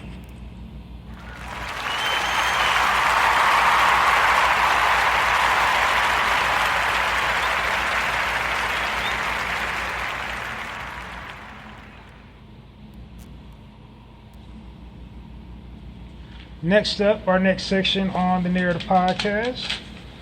This section is called the Spotlight section. In this section, what I'm doing is I'm spotlighting people within our community that impact and uplift our community in a positive way, whether they're using their platform or just their overall presence, the way they carry and conduct themselves. And the purpose of the Spotlight section is just really to provide the positive frame of reference of positive reinforcement, to acknowledge people that are doing good, to pay compliments to somebody, because we've lost that along the way. We don't know how to compliment each other anymore. If you compliment somebody now within especially hip-hop culture, you're trying to brown nose, you're trying to kiss butt. It's become a crime for us to celebrate one another. You're trying to suck up, you're trying to leech, you're trying to get something out of it. This is like why there's a gender war within our community. You pay a sister an honest compliment that don't mean you trying to sleep with her. It's like, hey, your hair looks nice. You notice she spends a lot of time on her hair. Hey, you notice that she got her hair looking nice. Okay, go on about your business. Hey, I like your nails. That don't mean I want to sleep with you if I pay you a compliment. And then vice versa with the fellas. If a woman gives you a compliment, oh, you got your beard edged up. Oh, are those the new whatever? That don't mean she's trying to sleep with you, but longer story short, we don't know how to pay compliments to each other anymore.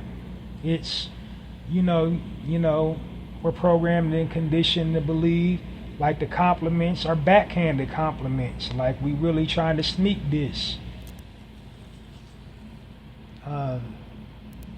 It's either sneak dissing or trying to want something, trying to kiss up to get something out of you.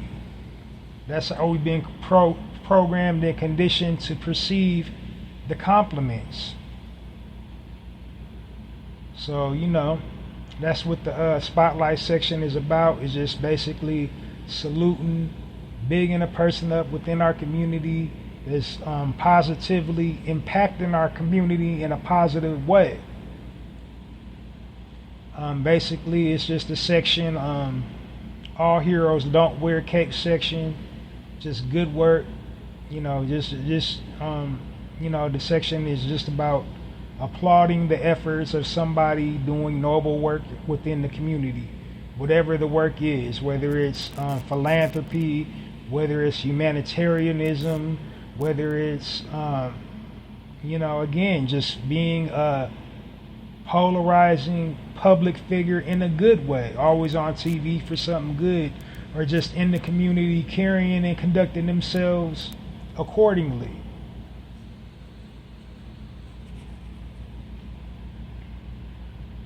Or as the the new hip hop slang is, standing on business. That's what the spotlight section is about. Saluting somebody, standing on business. Now, originally, when I designed the spotlight section, all the people that I spotlighted in the past have been, in the entertainment industry, such as recording artists, such as actors, actresses, comedians, TikTokers, YouTubers, other, public type figures, Instagrammers, whatever, even religious figures. But since then, I've been trying to really just focus on spotlighting normal people. And the purpose of me doing that is to kind of, not kind of, but to absolutely do away with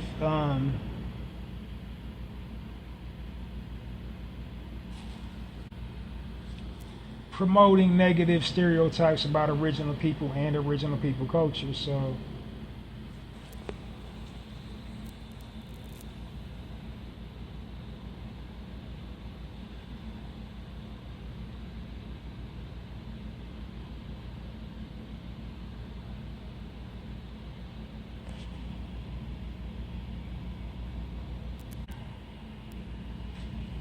yeah, that's what the spotlight section is all about.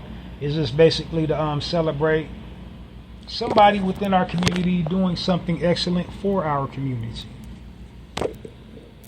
and to inspire positive reinforcement within our community. Just normalizing being normal. Like, it's normal to pay somebody a compliment. Hey, you look nice today. Hey, you looking good today. Not, utilizing your public platform, like getting on Instagram or getting on YouTube or whatever, hopping in somebody's comment section and saying something negative on their page. Like I said, the powers that shouldn't be, they kind of incentivize that type of behavior. They put money they create the environment for us to beef and, air out our dirty laundry, and then incentivize it. People make money off it. And, it doesn't have to be there like that. You can get money online being positive. You can get money online, getting along with people. And then if you disagree or don't like somebody, you can keep it to yourself. If you're on a podcast, you can just deflect the question. You don't have to you don't have to play the game to win. Like, you don't have to, well, what do you feel? This person said that and such. You can deflect and be like, that's news to me. I never heard that. Well, bro or sis knows how to get a hold of me. Whoever, XYZ, they know how to get a hold of me. I ain't got nothing but love and respect. If they feel that way, that's their business. You know what I mean? And then, like, deflect it like that. But don't, play into the drama.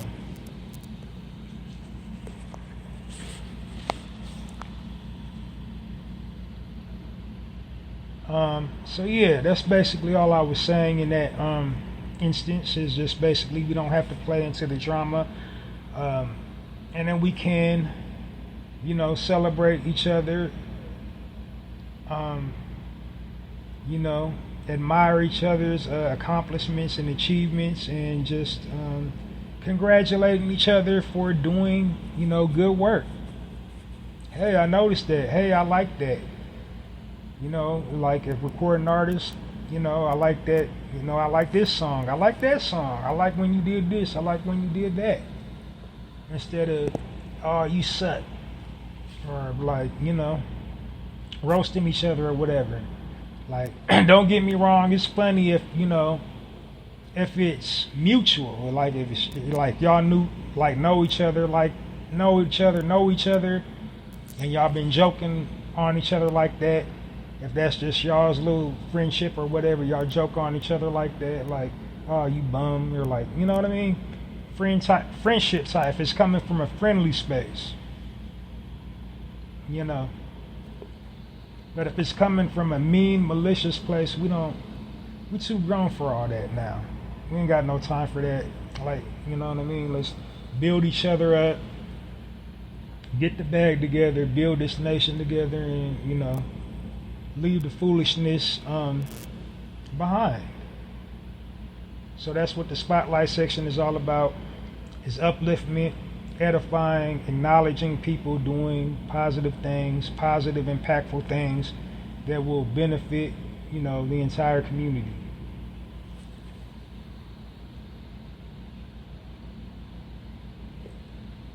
Now that you know what it's about, one more little thing that I want to just point out right quick. I started the wave for spotlighting, because before I added a spotlight section to my podcast, the Narrative Podcast, nobody was spotlighting anybody. Now every time you go on look at people that are doing interviews, like today we'll be spotlighting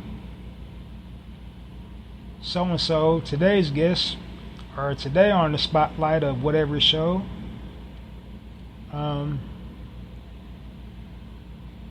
You know, not just for interview guests, it's actual products now. We'll be featuring the whatever brand on the spotlight. Today we'll be spotlighting, you know, nobody was really spotlighting anybody or anything until I added a spotlight section to my podcast. You can believe me or not believe me. You can go on my episode log and then cross-reference it. Do your Googles, get on your due diligence, and see, like, it was like pretty much non-existent. I basically like coined the phrase, like, sure, people was saying it, but it wasn't nobody actually doing it. You know what I mean? If that makes sense to you. But, you know, as the old saying goes, imitation is flattery, is the best form of flattery. I'm flattered that so many people now are spotlighting. The internet makes the world small. So I know there's a whole lot of, you know, famous, influential people that peep my little audio podcast. As unprofessional and as green as it is, I'm still out here impactful on these podcast streets. You ain't looking at my face in the camera, but you're listening to my content. And I know you're listening to my content because you incorporate my content into your content some type of way.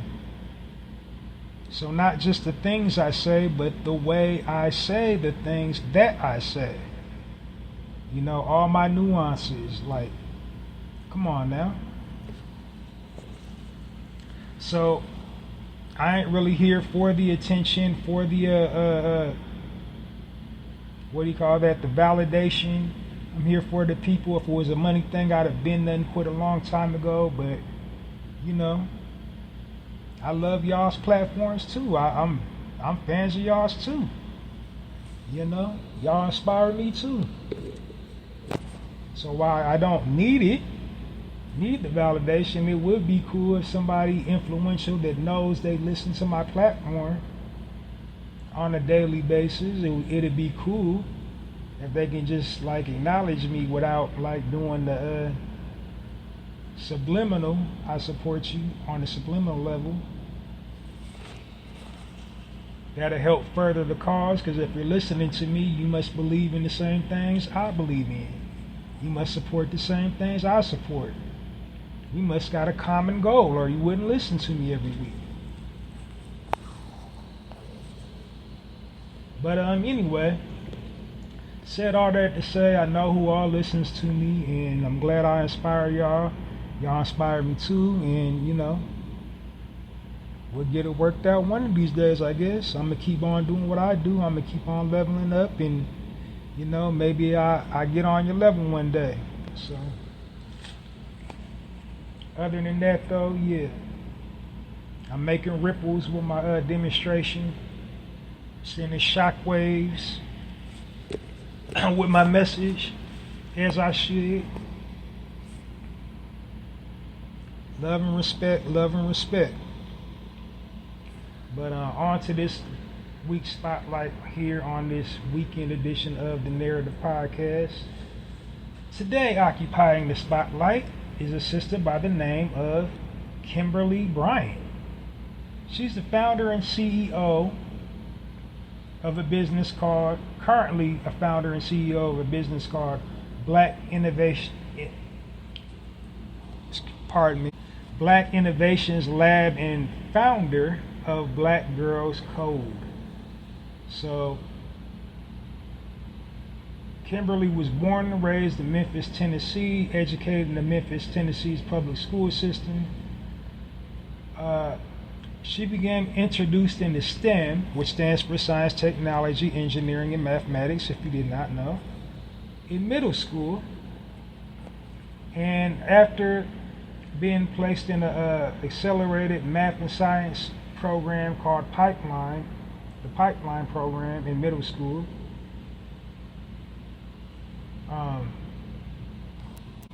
she of course went on to college. Now, after she got on her way to college, she didn't initially want to go into STEM. She was more fascinated with law, and she wanted her major to be law. But guidance counselor kind of talked her out of it because of her involvement in Pipeline, and pushed her into STEM. And then she went on to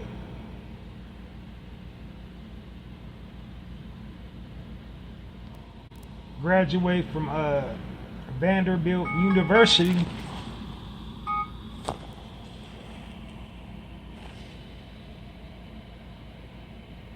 And earned a full academic scholarship from the Junior Achievement Program.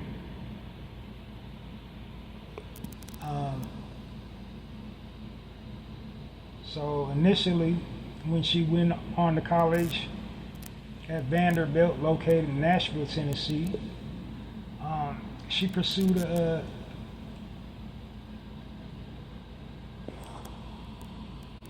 career in civil engineering, and changed her major into electrical engineering. And then she had like a whole lot of engineering jobs. She had over 20 years of engineering experience in various businesses and corporations, heading either civil engineering or electrical engineering. And then she went on to, of course, start Black Innovations Lab. I don't know why I keep on fumbling with that. Black Innovations Lab, her own business. Now, how she became acquainted with Black Girls Code, that was a nonprofit organization she started initially with to push her own daughter into STEM. She, because she noticed there just wasn't an abundance of women in STEM, so she started Black Girls Code, a nonprofit organization for young original women to excel in the industry of, STEM.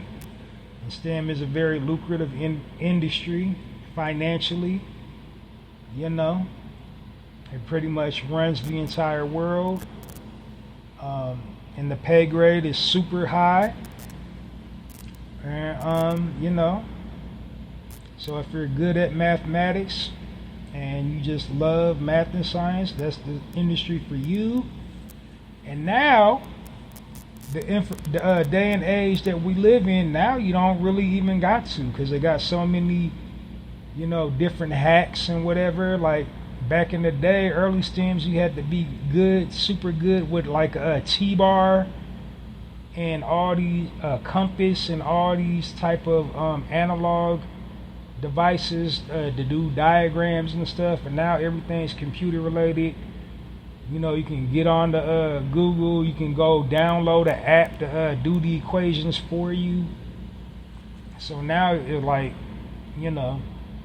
what I'm saying is it's easier now than it's ever been in all since STEM has been around. Like back in the analog days, you had to like really know like all your formulas. You had to know impedance. You had to know like all these resistance and like all these different concepts and formulas and whatnot. And now, you got AI and you got all these telephone apps, so it's not out of the realm of possibility if you're not good at math. That's all I was saying.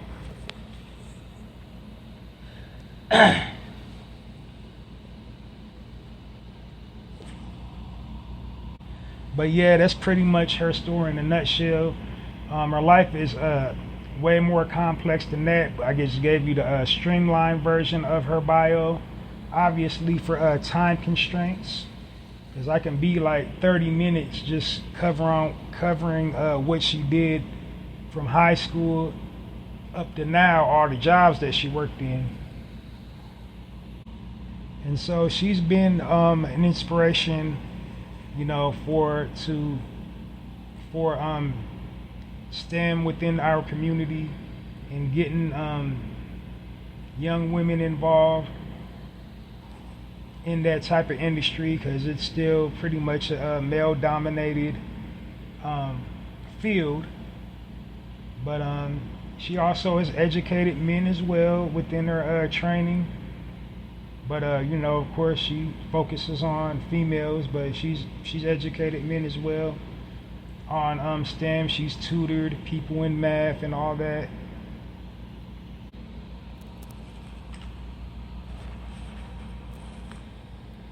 And if you want to know more about either of those projects that she was involved in, go to the Black Innovation Lab. I just been saying Black Innovation Lab, but it's the Black Innovation Lab. Go to blackinnovationlab.org.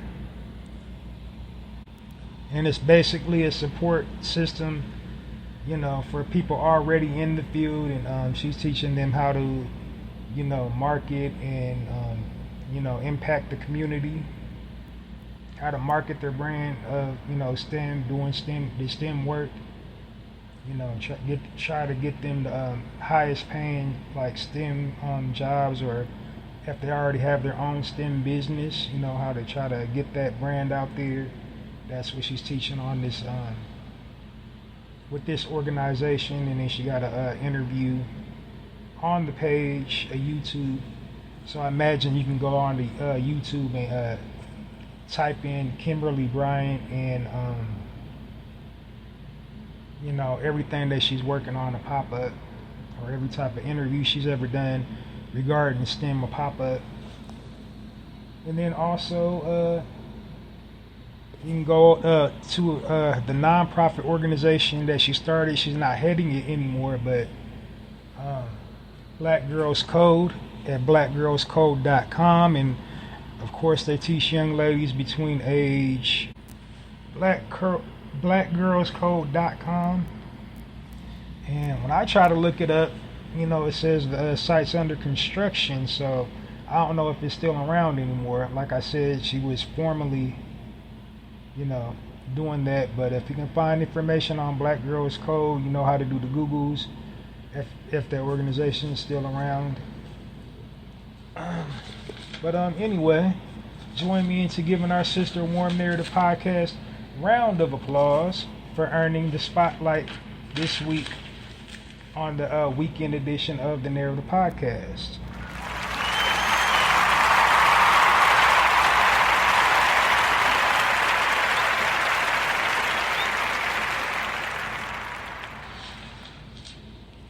On to my next section of the Narrative Podcast. This is called my health and wellness section. In this section, we'll be discussing, in this section discusses health and wellness. It's self-explanatory, it's in the name. I'll be giving health and wellness tips. The purpose of me giving health and wellness tips is to help sustain my people, original people, in all the areas in which we're being attacked, so we can live healthy, prosperous lives. We're being attacked mentally. We're being attacked mentally, spiritually, and emotionally, and physically, as well as financially. However, I don't give out financial tips because I believe health is wealth. Now, disclaimer, this podcast is for anybody to listen to, anybody from any walk of life to enjoy. If they consider themselves open-minded and progressive and want to be a part of the solution, not a part of the problem, you can definitely, utilize, whatever information I can give you, to, see it from our perspective, original people's perspective. I'm not, spewing hate speech, and I'm not, teaching, spewing rhetoric. I'm just telling like it is. I tell truth on here. But if you didn't know, my target listening audience, my niche is original people. So, my target demographic is original people. Now, like I said, that's my target demographic, but anybody is more than welcome to listen to this podcast. But now, the most important part of it is this section, the health and wellness section, where I focus mainly on our plight, original people, because we are the ones most attacked. They're putting things in the air, water, food, day-to-day products that we use every day, whether it's, things to clean our homes with, things to clean our bodies with, laundry and other things we come in contact with, skin contact with on a daily basis. They're putting in harmful chemicals that will affect our unique, physiology.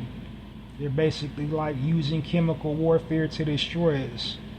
On the physical side of it. On the mental side of it, I already told you what they're doing with the media.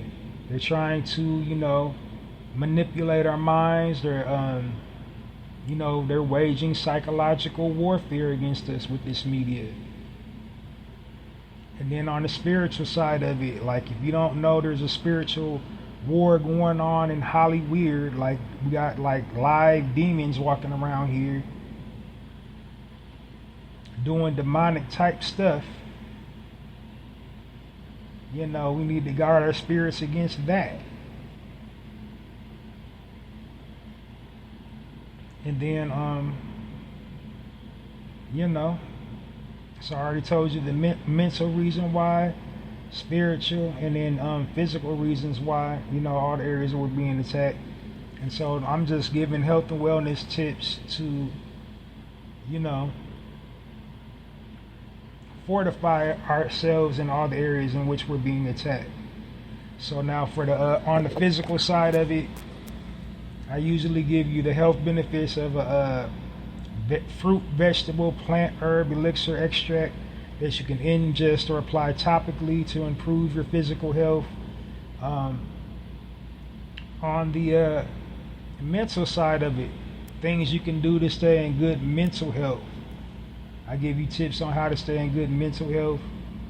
Spiritual side of it, spiritual practices you can invoke to,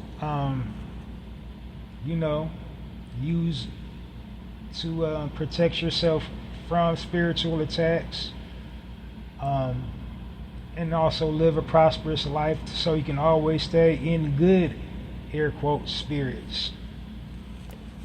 So I'm giving you, total body health and wellness, mind, soul, and body type tips, and then every once in a blue moon, quantum law, divine law, laws of consequences, and law of attraction, esoteric type stuff. And then,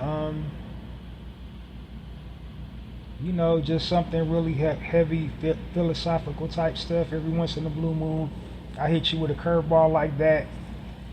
But, this week I'm focusing on two areas actually. I'm focusing on physical and mental. And I'm giving you the health benefits of a technique that will help you keep in good, balance physically and mentally. Because this has both, benefits for, your mental health and your physical health. And this is the health benefits of grounding. Now, why grounding? Now, like I said, this is for everybody to listen to, but this is, targeted towards my people, original people. Grounding, because we are natural people. Out of all the beings on the planet, we are the ones most closely linked to nature. As a matter of fact, a lot of our hairstyles mimic plants. Just how it naturally comes out of our scalp. You can go and see something in nature resembling an original person's hairstyle. You can go look at a fern, a bush, or something, and be like, oh, I know somebody got that type of hairstyle. So, also, melanin. We have high concentrations of melanin. Our unique physiology, we're the only beings that mimic the photosynthesis process within plant life. We're the only ones that can do that. Our bodies can take and synthesize sunlight to give us energy, to give us healing. Nobody else can do that. We also just naturally in tune with nature. Animals respond to us. Now we, again, with programming and conditioning, we see like, oh, look there, white man. Look, they're going over there talking to that bear. The bear gonna eat them up. But no. We have dominion over animals. So when you go see the Africa, they teach you not to be scared of them lions. They got tours where you walking side by side with the lions. They walking side by side with the lions. You see, when we're tapped in with nature, but we've been corrupted with so much foulness by, the oppressors, we're removed from our natural connection with nature. So grounding is a technique to help you reestablish your connection with nature by absorbing nature. And we absorb things through our skin. And the most sensitive, absorption vessel that we have on our bodies is our feet. So, grounding, it just basically means, your feet making a connection with the earth. Grounding. Get it? Now, where else does grounding take place? Grounding also takes place in terms of electricity. And why is that significant to us original people? Because we are electric. Dr. Sebi taught us that. That's why he called, his diet the electric diet. We're supposed to get the maximum effectiveness out of our bodies. We have to eat living things. Everything got a pulse. Everything in nature has electricity going through it. And sometimes, we can accumulate too much of it. We got too much energy going through something, you're bound to short circuit. So you got to ground some of that energy out. And so grounding basically is like walking barefoot, having your feet touch the bare ground. You dig? So it's like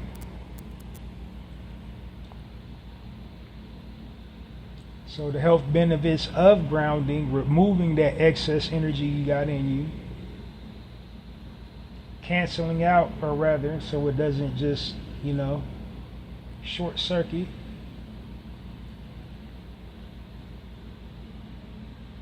Is it reduces inflammation, and Dr. Sebi taught us about inflammation. Inflammation is the root cause of dis-ease. Anywhere in the body that you find inflammation, you will find some type of chronic illness is sure to follow. You got inflammation in the chest, you're going to get upper respiratory type infections. Something in your lungs, something that affects your breathing, some type of cancer, some type of ache, in the joints. It is, if you got inflammation, it'll manifest in the gout. So you want to incorporate, all types of fruits and vegetables that have anti-inflammatory properties. And then as well as, do physical exercises that will, physical type of exercises that will promote,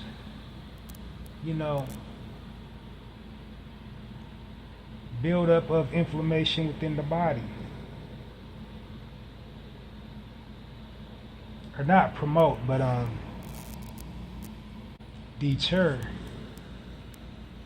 inflammation buildup within the body. So it also relieves pain.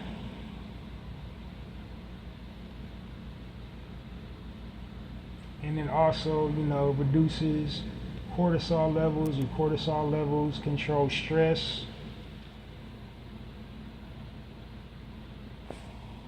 And then also, grounds out excess electricity or electronic transference of energy.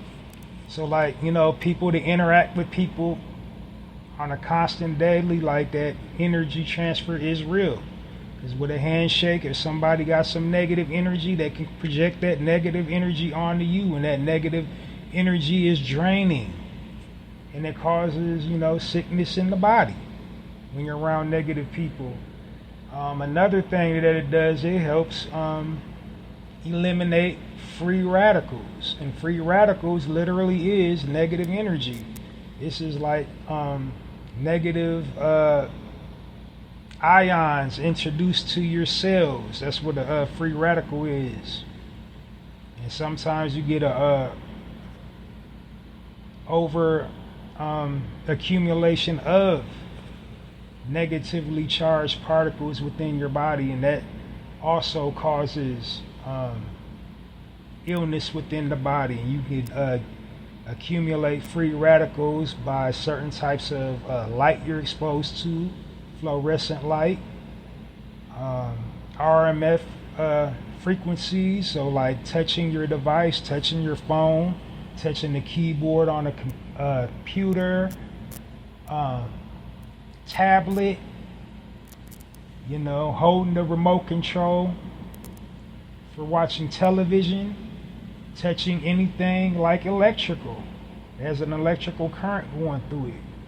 You can accumulate free radicals. So you need to ground out all these negatively charged ions. So, basically grounding is the way to connect with nature. You're sending that energy back into the earth. You're touching grass, you're touching sand. If you're walking barefoot on the sandy beach, barefoot, within the grass. So, try to practice grounding as possible, as often as possible. Walk barefoot around the house, most definitely. Like, try to clean up all the debris. You don't want to prick your feet, but After a while, when you ground a lot, you will develop calluses on the bottom of your feet. Like there's people that can walk, fire walkers. So you can like walk outside, try to stay away from broken glass and things that can prick you. But grounding is the health and wellness tip on this weekend edition of the Narrator Podcast. My next section, I talk about current events.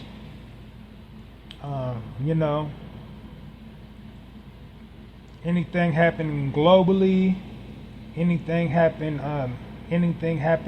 nationally, or anything happening within our community. And the purpose of me covering current events is basically to control the narrative, because if history hasn't taught us anything, it's taught us this: if you don't tell your own story will be told for you. So that's the purpose of me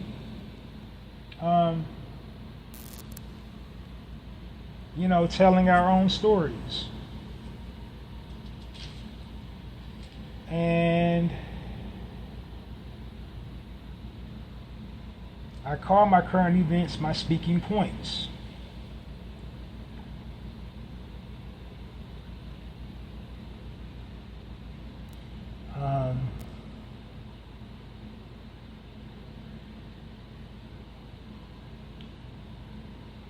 So, like I said, those are all the things I discuss on rare occasions when I don't have anything to talk about. I just do a PSA type of deal, things I notice that we need to work on within our community. And by we, I mean me as well. But today, I'm going to be discussing very, very briefly monkeypox and what it could mean. So there's a national concern about the a resurgence of monkeypox. It happened last year, and now it's happening again. And the monkeypox is coming out of the Congo, and the Congo has been on the front line for some time now. There's a lot of social uprising in Congo. They're having a whole lot of social conflict. China is really trying to take over the Congo, take their resources, and then what's going on with the people, their legislation, their laws and stuff, is basically similar to modern day slavery. So they're living in that. And now the resurgence of monkeypox, which I believe, when you look at everything going on in the Congo, what better way to control the people than with chemical warfare? And we black Americans have experienced that. If you know anything about Medgar Evans, then you already know that they did it to us with syphilis over here in America.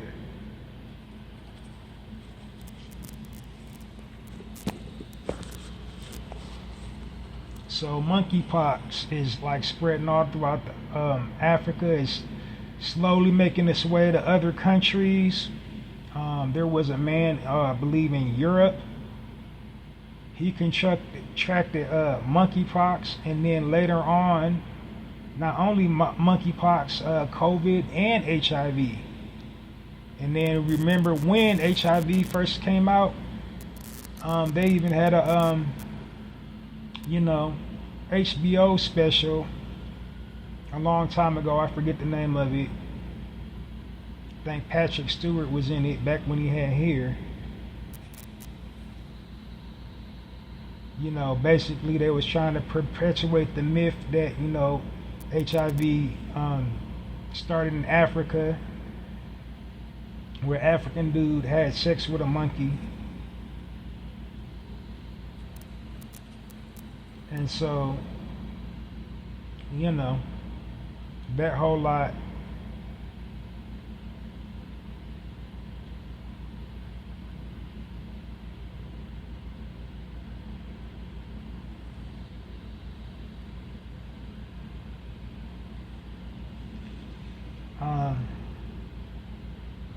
it's not really a conspiracy theory. I mean, it all aligns up there. You know, they want to wipe them people out. They want to strip and take their resources. And so they want to, knock their numbers down so they don't, try to overthrow the government, because that's the next, natural stage of progression, is to rise up and revolt. And they're afraid of them uprising and revolting, and so boom, monkeypox. What's that mean also for the rest of the world?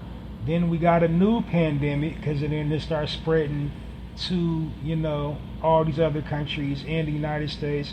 And then next thing we're back in quarantine lockdown all over again. And then more jab formulas will start coming out to try to contain the pandemic again. So, like, ain't nothing new under the sun. It's always something, and it's always around election time here in Americas. So, like last time, when we had the C-19, when that shut down the country, it was over in China. But now China's over in Africa, and now we got a resurgence of monkeypox. So it's all relative. Ain't nothing out of the realm of possibility. Like, to me, if you think about it, it just makes perfect sense. It's like they're employing chemical warfare, because guerrilla tactics didn't work. So now they're using chemical warfare on the people. Because where did it come from? You see, when you have an infection, where did the infection come from? When thousands of people just start getting the same thing, like when the C-19, where did it come from? So now when the C-19 came from, they try to say because people over in China was eating bats, which is totally ridiculous. I mean, it was showing them online eating bats, fanning that fire, trying to use propaganda and whatnot. But yeah. So that's my speaking point on this weekend edition of the Narrator Podcast. And then last but not least, we rounding things out with the wise word of the day. Wise word of the day on this weekend edition of the Narrator Podcast is allow.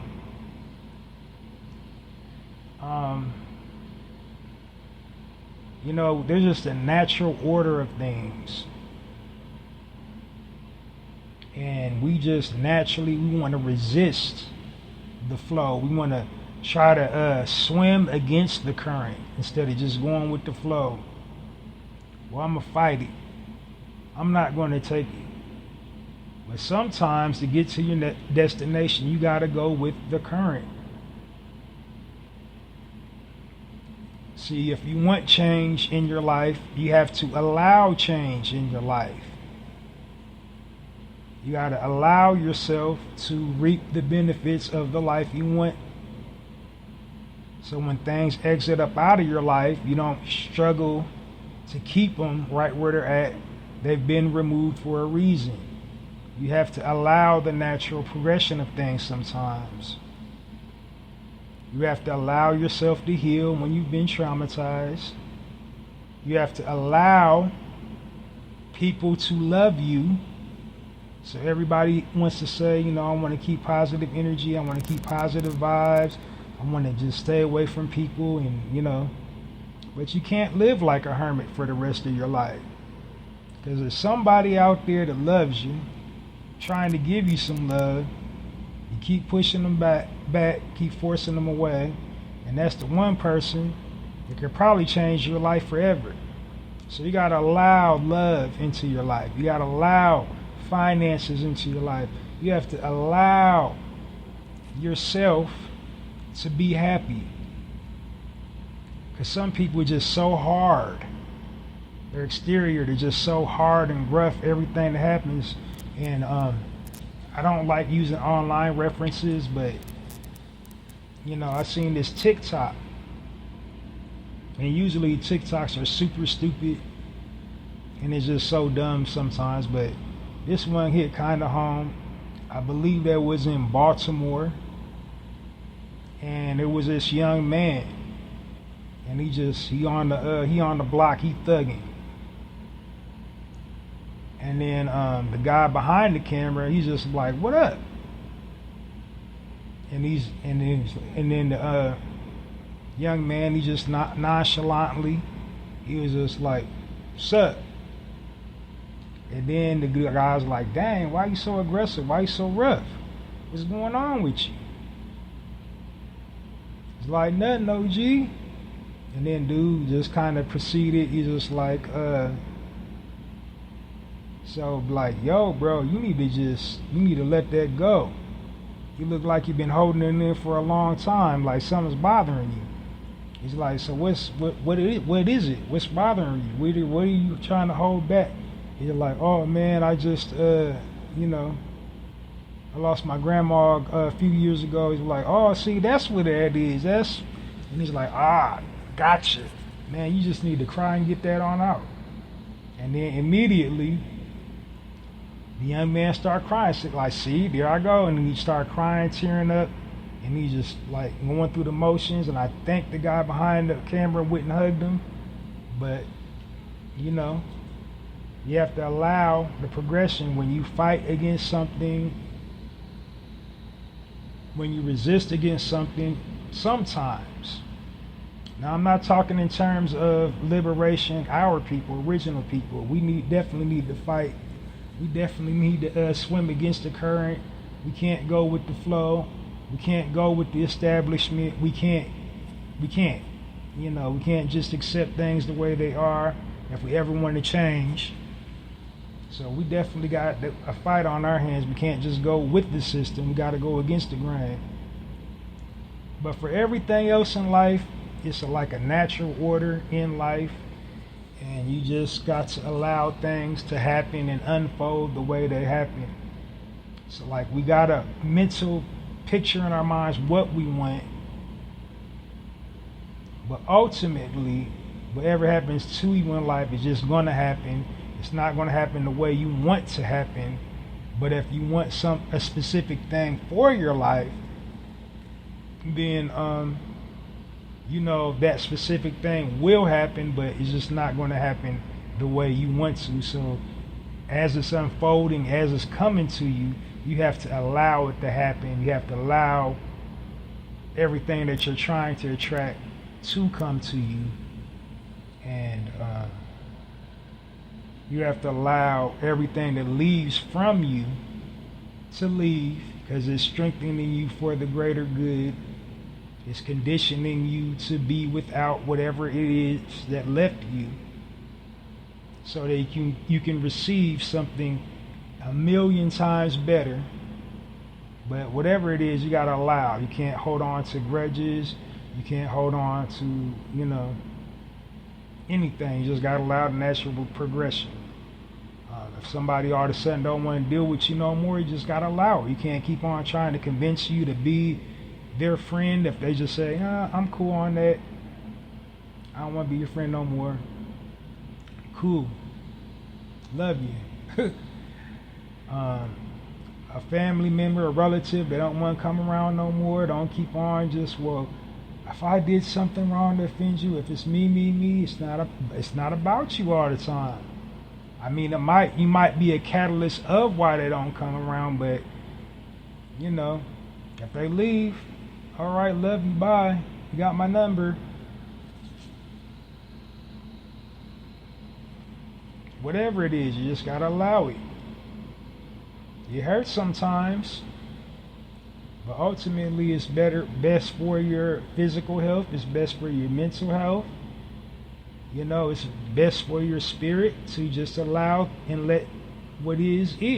What just like allow it to be. And so, having said that, allow my podcast to influence you to allow yourself to come back and join me again next week for another full episode of the Narrator Podcast. And then remember to tune in every single weekday wherever you get your podcast from, all during the week, for weekday uploads of the Narrator Podcast. That's it and that's all. Thanks y'all for listening. Um, Check me out, support my other projects. I wrote a book of poetry called The Black Card on poetizer.com. It's a 30-page book of poetry. The only medium that is available is on poetizer.com. Poetizer.com has a virtual online bookstore of books. Poetizer.com is basically a medium for novice writers to, allow them to create books for whatever genre they represent, whether it's essay writing, whether it's short story or novels. They got a tool to help them turn it into an actual book. And then you can go get that on poetizer.com, their virtual online bookstore. And then, of course, poetry is in the name. They specialize, for creating a medium for poets. So everybody in that community has the ability to turn their work into a book. And to access that, go to poetizer.com, go to the virtual online bookstore, and look for my book titled The Black Card. Now, The Black Card is it's a book of reflection.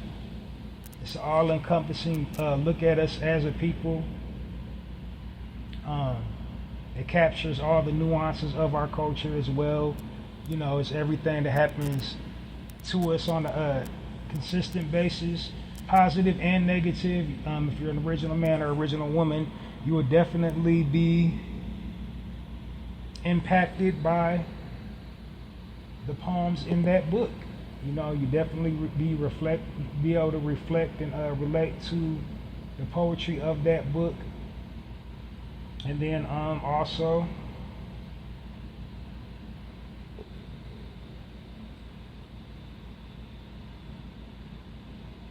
you can check me out on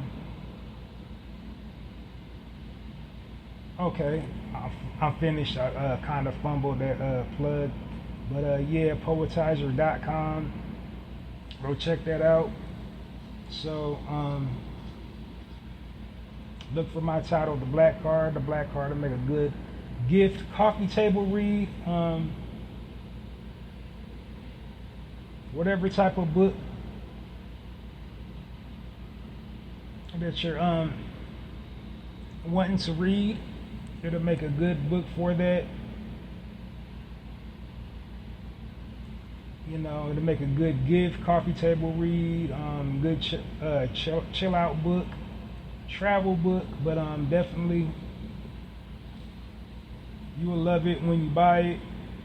People outside of our culture, they can relate to the book as well if they consider themselves open-minded and progressive and want to learn more about other people's culture. So go cop that, pick that up on poetizer.com. And then and the book again is the Black Card. And go get that immediately. Purchase the Black Card today or get your Black Card revoked. And last but not least, or wait a minute, not last but not least, I got another poetry. Well, yeah, that is last but not least. My personal poetry blog on blogger.com. And it's a personal collection of my poems that I've written. And got a few unique things about it that you would enjoy. First of all, the poems featured on that blog site are written on the spur of the moment. I didn't contemplate on the subject matter. I didn't contemplate, on anything. The subject matter, I didn't contemplate on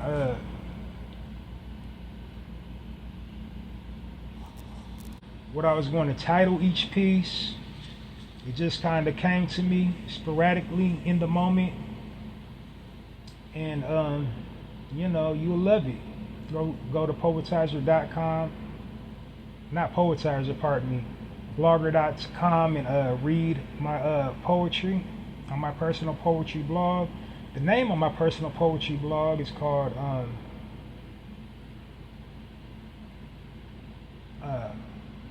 Halsey's Poetry Corner.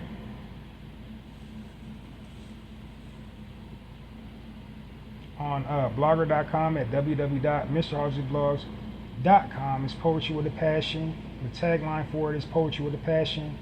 Poetry for all occasion. And the way you can support my poems on blogger.com is to, visit, the link, share either the link for to Halsey's Poetry Corner, which is www.mrhalseyblogs.com, or poems featured on Halsey's Poetry Corner across all platforms. Then you can also go to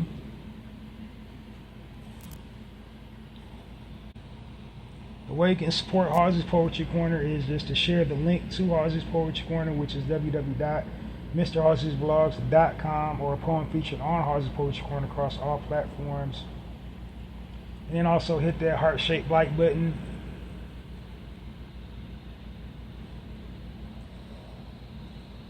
And then also go to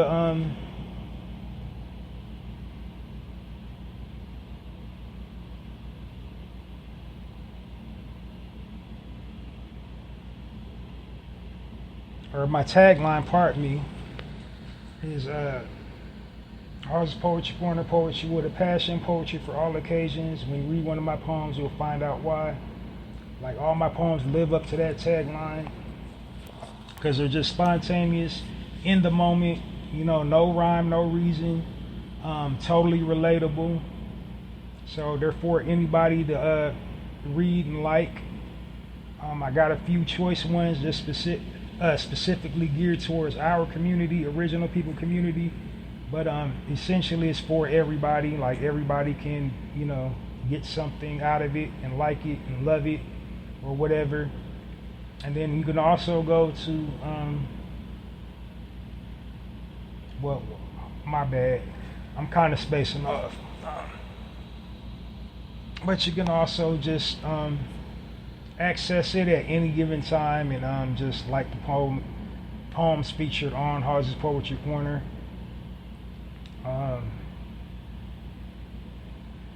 Yeah, go support it today.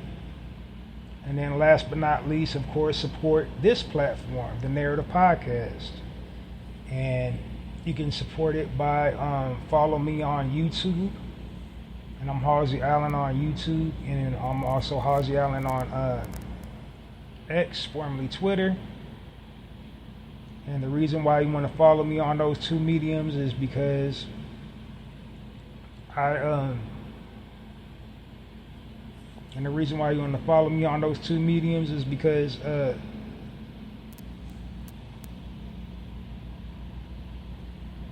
this platform automatically uploads to those two mediums. Just like right when I'm done recording, goes right up to those two mediums. So yeah, check me out on either YouTube or X, formerly of Twitter. So I'm Halsey Allen on YouTube, and you want to hit the subscribe button, notification button, all, as well as share it on whatever platform. And then on X, follow me on X, and then go to the link, which is the Narrator Podcast, and click the download button, click the like button, and then share it back to all the platforms. So yeah, and follow me on those two mediums. You'll be notified on the newest episodes of the Narrator Podcast whenever they debut. Well, that's it and that's all. This is a wrap. I'm Halsey Allen. I'm changing the narrative one episode at a time. I'm asking you to help me change the narrative by becoming a narrator. And while I'm changing the narrative on my end one episode at a time as a narrator, you can help me change the narrative one social media post at a time. Until next time, Halsey Allen and the Narrator Podcast, signing off, and it's like that.